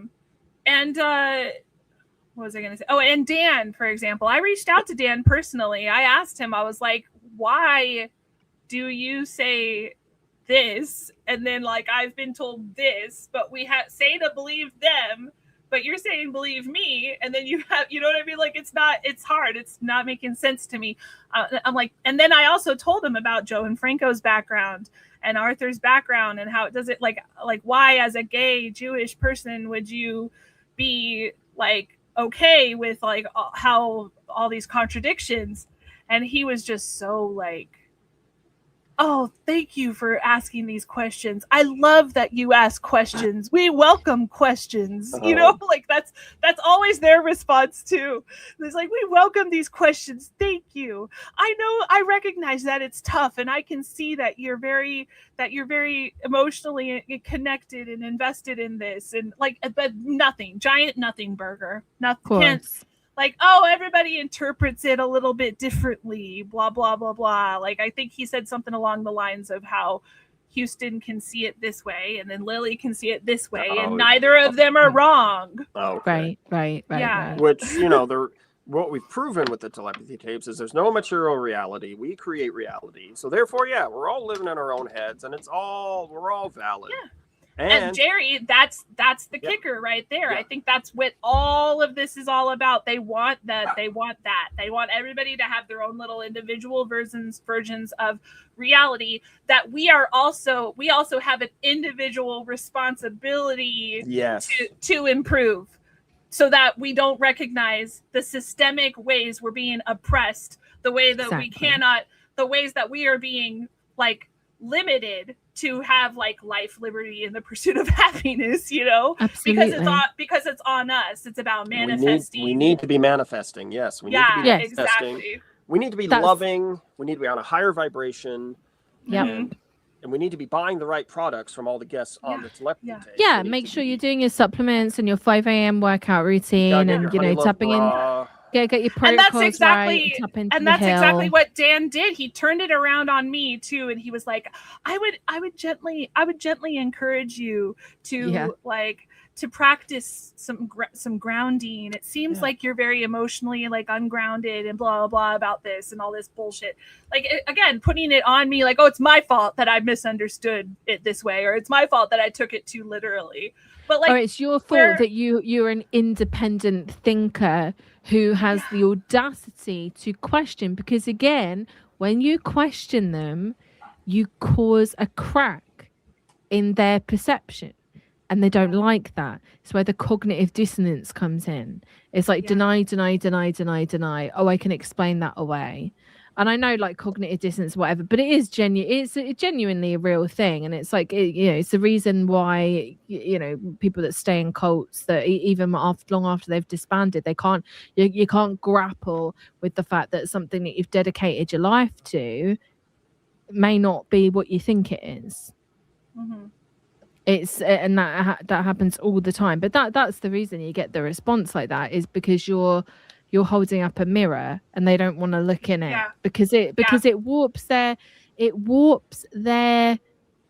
reality, like you said, like the different people in this, you're all living in your own little reality, and you don't want somebody coming in and kind of puncturing it. Julia Mossbridge replied the same way to me in Esoteric Ho, who's been watching, I think, her articles, which are awesome. Everybody should go look at her Substack, Esoteric Ho, about this. But Julia actually commented in one of her articles. So I replied to her comment and kind of challenged her on her line of reasoning. And then we got into a bit of a back and forth. And and it's so funny because that's how she ended it. She was like, stopping responding now. All my love, or like sending love. Sending love with her teeth grit. With a pencil broken in her hand. Oh, I can feel the love, Julia.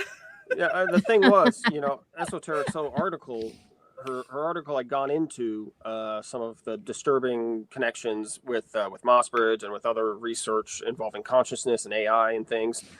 And Mossbridge's response, I may be uncharitable here, so please go read it yourselves. Mossbridge's response was, well, I have good intentions and I'm a good person. So there's no problem. There's no issue. Mm-hmm.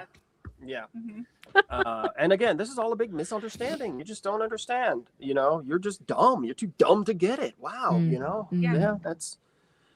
I'm too closed off. I'm too much of a skeptic, blah, blah, blah. But then also when I try to give criticism and point out contradictions to debunkers, then I'm a wacky believer. I'm too emotionally invested in this. You're a conspiracy theorist. So I don't make anybody happy over here. You can't win, Heidi. But that is the mark of an actual independent mind, though. Like, that is something I think to be proud of, that you like, and I think all three of us have that, in that, and there is a small community of people who are like skeptical but don't fit into the debunker side, people who have an interest in things like ESP, paranormal phenomena, UFOs, all of that kind of stuff, but don't fit into these neat little boxes of like, you're either a believer or you're a skeptic. Well, you can actually be both. You don't need to think that everybody is they're just grifters, everyone's just a liar, and you don't have to fit into this box of everybody's telling the truth and I believe everything. It's just like, just use your mind. Well, I'm a hater. Well, that's true. Maybe we're just haters. I'm a hate. I am absolutely. I dabble in the hate. I do. I will admit it. I dip my toe in a little bit. I'm a little ankle biter. I'm okay. I'm okay with being the villain in their story for now. I think I have a lot of love for Libby and Katie. Libby's said some really horrible things to me, but I hope that I hope they're starting. I already think they are starting to see that a lot of the points I've made have been coming to light, or have some roots in the truth.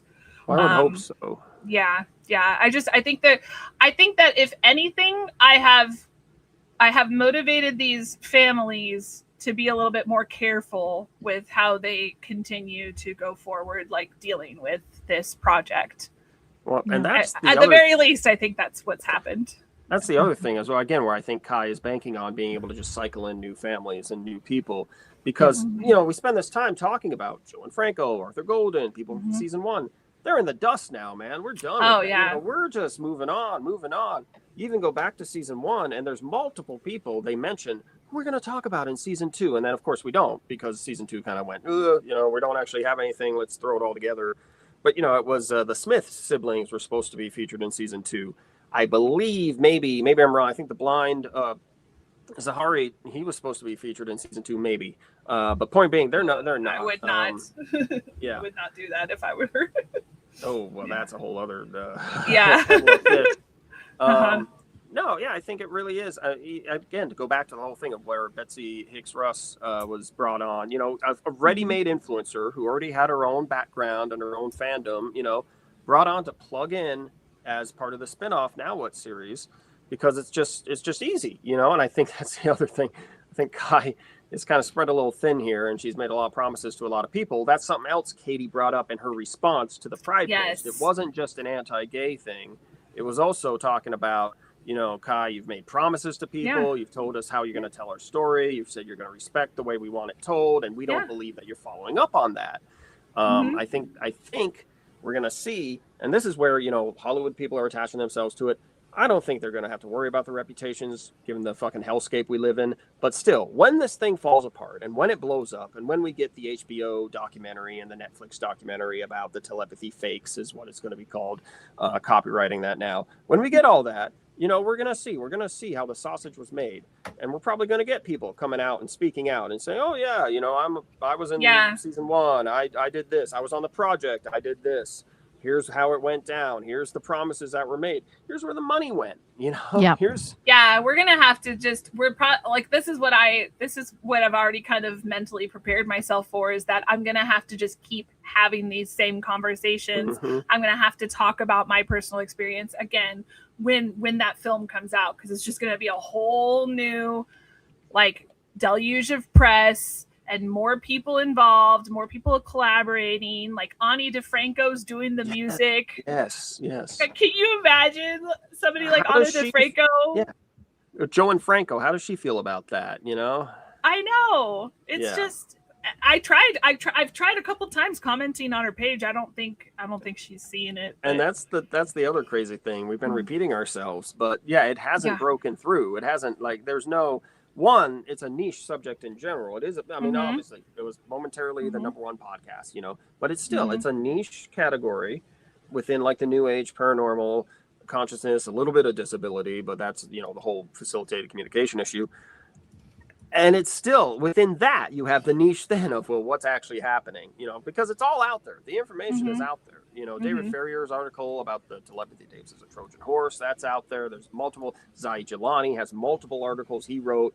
Esoteric Ho has her. We have the streams. We have. And then I've got TikTok covered, but nobody outside of TikTok has seen any of my videos because they're not on TikTok. I guess you gotta upload them to YouTube, Heidi. You gotta. I know. I need to just bite the bullet and do it. I've had procrastination. Can I just say, on the Ani DeFranco, I just looked up. I just found a interview with her. And she says, the interviewer says, with the telepathy tapes, you're helping amplify voices that have been ignored. Nonverbal autistic people now spell as communicating for the first time. And Ani DeFranco says, yes, talk about going unseen. People presumed incompetent, considered not there. I mean, this is again, and this is the thing that's always made me feel so icky. Who the fuck is considering people not there just because they don't talk? Yeah, no one's ever... that is who's presuming them to be incompetent?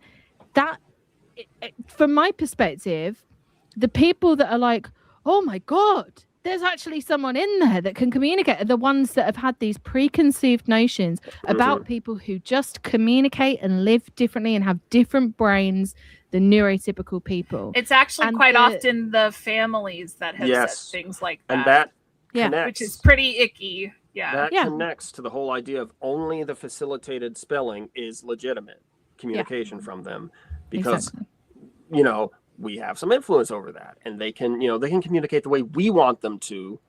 And we can even say, we can come up with all these justifications. Oh, it's apraxia, it's the mind-body disconnect. So when someone says, no, I don't want to do this, when someone says no and doesn't want to spell with you, but then you spell with them and they go, thank you for ignoring my mind-body disconnect. I love spelling, then you go, oh, phew, there we go. Perfect.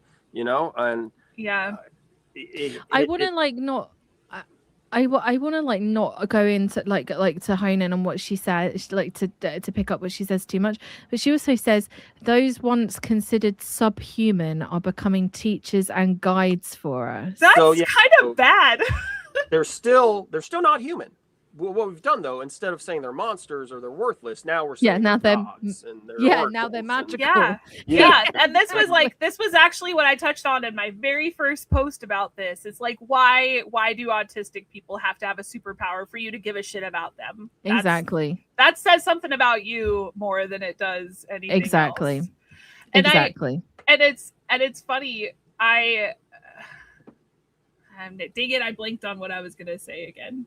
But I just think that there's this idea that there's this underlying idea that they can be cured or spared or saved or have justice if this communication method is widely accepted.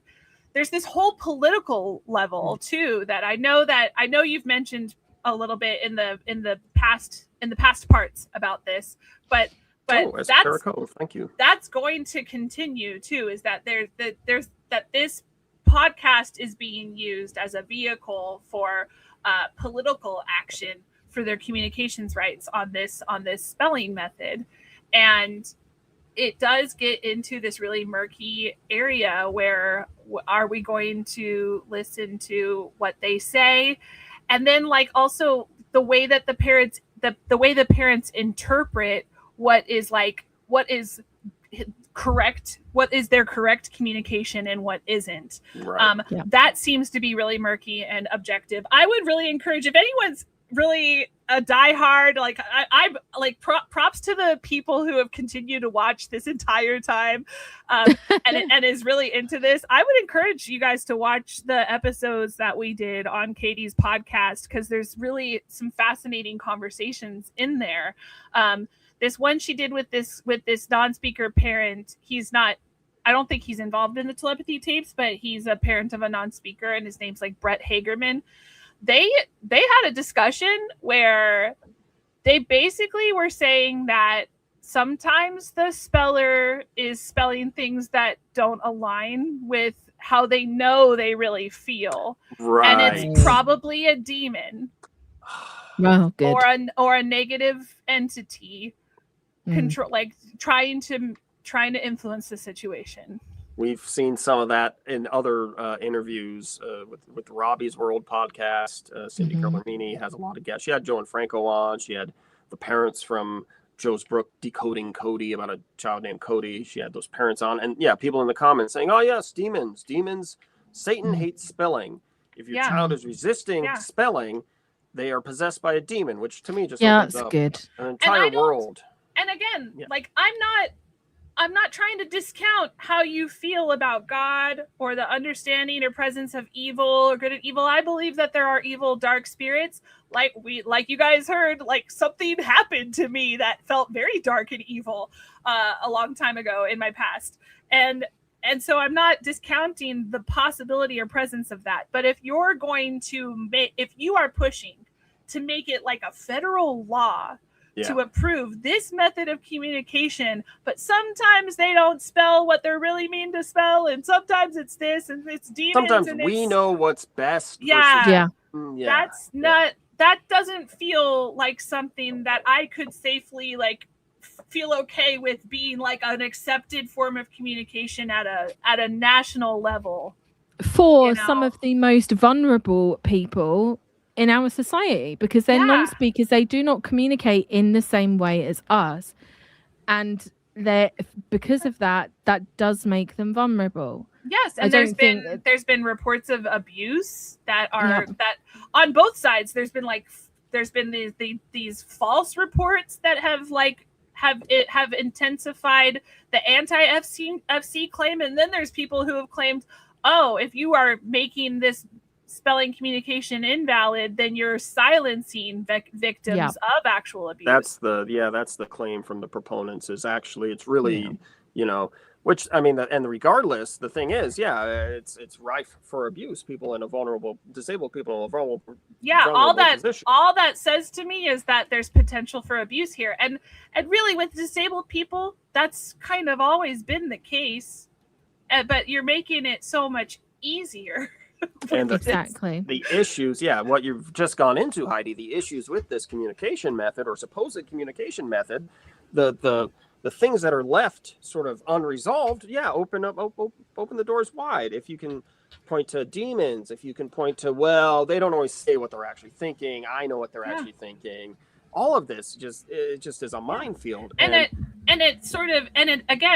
kind of like that same overarching goal of controlled opposition in general, of disclosure in general, to obfuscate your awareness of the actual evils, of actual human greed. Like, there's a dark entity of human greed that's surrounding this. Absolutely. Which connects definitely to the Maha movement and to RFK. Yes. He's saying, oh, we're going to ban Red 40 or whatever. We're going to do this. That's going to make. Meanwhile, we difference. just signed a law. You can dump radiation in the lake or whatever. Kind of crap. And RFK has come out in favor of spelling to communicate, and he's he's appointed people who are facilitated to the autism committee. And the funny thing is, this is a tiny schism in the spelling community and the families who practice these facilitated spelling. Some of them are very happy about this. Some of them are really horrified about this. Some of them want to deny that spelling now has this Maha connotation because it looks pretty bad. Which is hilarious because the architects, the main OG people have always been very much anti-vax Maha. They've always been that way. They believe, and they want to ride this. Ride this, but then they're like, "Ooh, look at the company we're in. Ooh, can we disclaim this?" It's like, you're on the train. You bought the ticket. You're going there. Buyer's remorse. One of the spelling influencers who uses AI to write all his articles, so they're always full of wonderful mistakes. He said, actually, RFK doesn't support spelling, even though he's come out explicitly and said he supports facilitated spelling. He doesn't support it because there are fewer autistic people on the committee than there were beforehand. The funny thing is, there are more facilitated people on the committee than there ever were before. But since the total, you see the point is, and I don't think that was a coincidence. The cultic games they have to play to keep everything, it's meant for the people inside the in-group to consume. It's not meant as an actual argument in defense. It's meant so that people on Facebook or people reading the comments who are in this group can go, oh, thank God, I don't have to worry about it. I don't have to worry about it. I think there was this whole little side economy that has come out from the Telepathy Tapes of people who are like, oh, did you know that actually something that the liberal Kai didn't want to tell you is that the vaccines is what caused these and there's all these other little side podcasts and side articles about it.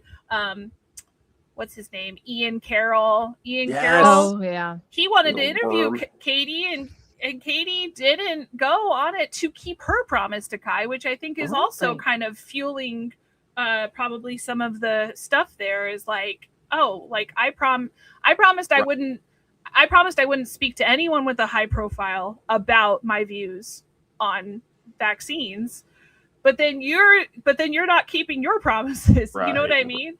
And she's been very public about her stance on vaccines, but just not to someone with millions of followers, not with a loudspeaker, like Ian Carroll.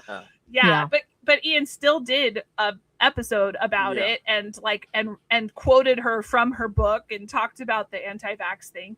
And interestingly, he I listened to his stream and he just says right off the bat, if you think that spelling and facilitated communication isn't real, you're just not educated. And he just moved on because he wants to get into the conspiracy garbage. And what he did was he summarized the fans were percolating was this idea, this ARG kind of alternate reality game, this narrativizing. He synthesized it, and he said, basically the government is vaxxing kids to make them autistic so that they'll be telepathic, so that they can pilot the recovered UFOs. That was his little. Now, of course, he said it. I mean, that's not that crazy. If you ever, he's a Candace Owens contributor. Yeah, he's an Infowars and if you've ever listened to Candace Owens, good lord. He also said, I'm not saying this. He said, but what if? I'm not going to stand behind. I'm surprised that he didn't say something like they're trying to make the kids autistic so that they can then develop time traveling capabilities to go back and fight in the timeline wars and recover and make sure that Israel weren't allowed to kill Charlie Kirk. You got to get Julia Mossbridge on then to integrate the timeline stuff, the time wars, and the Christ almighty. No, so when go on. I was just going to say this. What he was doing, he was synthesizing kind of what a lot of fandom was bubbling about at the time, which also is this thing that's been happening. Is the Telepathy Tapes fans have been they've been talking about psyops and Montauk and MK Ultra and all that. And again, to go way back to what we started with, Kai has said, that's not the story we want to tell. But to go back to what Heidi said, she did say on a comedy podcast, Ninjas Are Butterflies, she did throw a little bone to the fans about the CIA. Yeah, with kind of a half smile. In a real half-assed way. It was just like, yeah, the CIA tried to infiltrate, but I warned the families. And then she says, but I don't think it was sinister. So it's just nothing. Just means nothing.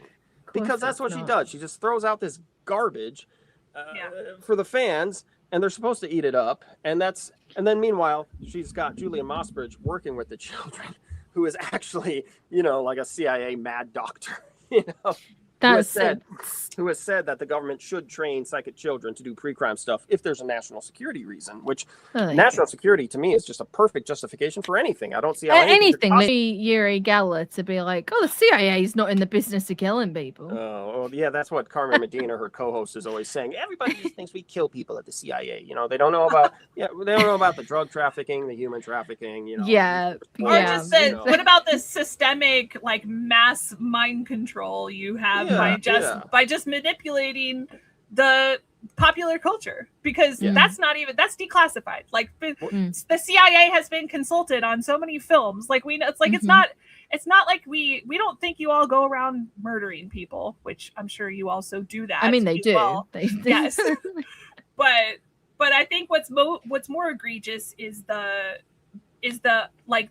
behind the scenes finger on the pulse of the zeitgeist that you have had. Jim from The Office is Tom Clancy's Jack Ryan, and he's going to Venezuela this season, and he's gonna, all that crap, Exactly. That was a year ago. All that crap, yeah. And then you see how the narrativizing the whole Stranger Things thing about the Stranger Things thing is that it becomes this easy way to just plug and play, and you just Matthew Modine language. Yeah, and Matthew Modine was at that Sundance screening. Of was he? Telepathy Tapes. Papa. I think Papa that he is also. I'm fairly certain he's doing the voiceover for a UFO documentary. I think it's about Andrea Puharich, isn't it? Something Andrea Puharich. Oh, someone's mentioned that in the chat a couple of times. Julia Mossbridge is buddies with the Puharich. Oh, interesting. Yeah. You knew him personally, or? Well, she probably is a follower of his work because he's dead. He's been dead. But right.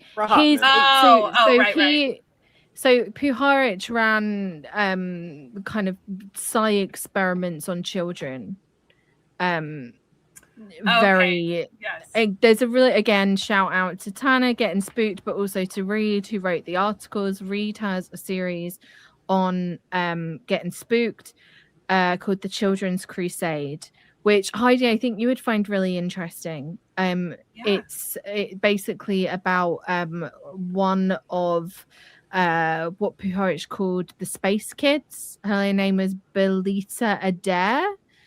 And some of the stuff that is very interesting. I would recommend reading it. But again, it's super similar to Telepathy Tapes He's kind of and you know, Piharich's connections with the government were very Spooky. extensive, and spooky. So yeah, it's fascinating. Patented the dental radio transmitter. So, but that's just, but again, like that's just my point is I think media, the way they portray these secret government, you know, organizations that do experiments on children and stuff like that in the media, it clearly was like they like it's common knowledge that they actually consult the intelligence community when they do those things. So that means that they've manipulated us. And I think that's what I'm most offensive of and like try to, you know, want to take them to task over. I just got, sorry, little technical question. I've got to plug in my laptop or it's going to die. Is this going to keep, do we keep chatting? I think let's wrap it up because I am sitting in a pool of my own sweat currently. Oh, I'm sorry, Emily. So, it's I'm translating my Celsius to Fahrenheit on my thing, and it's 82 Fahrenheit in my room right now. That's 11. Ooh, 11 past 11 at night. So. Oh no! Yeah. Oh, that's awful. Yeah, it's I grim. can't. I'm like sweaty. Well, I'm perimenopausal, but I'm sweaty right now, and it's 70 in here. I've got it set to 70. Yeah, I don't have air conditioning yet, but I'm buying it soon because I can't deal with it anymore. It's getting ridiculous. But we will absolutely have to do another stream, obviously when the film comes out. But if there's anything between now and the film, we can put together another one. And if there is like public you know, what's the words I'm looking for, interest in us doing another stream, getting together, if you've got questions, put them in the comments. If we get enough of them, we'll do another one. Yeah, and please come check me out on TikTok. Jerry has took me to task. I will upload my TikToks on YouTube. I'm gonna get my husband to do it. He's a comedian and a filmmaker and a podcaster. He should be able. Nice. There's my plug of my husband. He can do intros to them too. He can do funny intros. And... Oh, there you go. Yeah. But I am there, and I'm also on Instagram as my handle too. So, thank you. And Jerry, where can the folks find you? This was very cathartic. Oh, sorry. Absolutely. I'm glad to hear that. It was. This was very cathartic for me. I felt like I needed to have a conversation where I'm not just like speaking at the camera about this, but actually, talking to other people who face reality as well. Yeah. But yes, everybody follow Jerry on Twitter. Oh yeah, on the horrible place known as Twitter. It's still over there fighting the good fight. Still over there. God, it's awful. There's still some of us are hanging on. Reviewing old books on my blog, paperbackgods.blogspot.com. Not completely unrelated, but more of a genteel activity than this telepathy tapes thing. Which again, I never expected to get dragged into, but I know main character syndrome, right, Heidi? Just exactly. Right. How could I not? It's all about me. They've done it. Yeah. Yep. Oh, thank you, Tanner. Yeah, I'm still gonna call you doctor. You're still a doctor to me, Jerry. Yeah. Oh, you guys. Yeah. Much. My sister got a film degree, and then that college became uncredited. So she's like, "Oh, my film degree." But you have a film degree. You went to the school. Yeah. You squeaked out before they collapsed. So yeah, you've done it. That's fine. That's perfectly acceptable. Yeah. All right. Well, thanks for joining me, guys, and thank you everyone for watching. And thanks for watching if you're watching this on a replay. And we will see you soon. Okay. Bye. Bye. Thank you.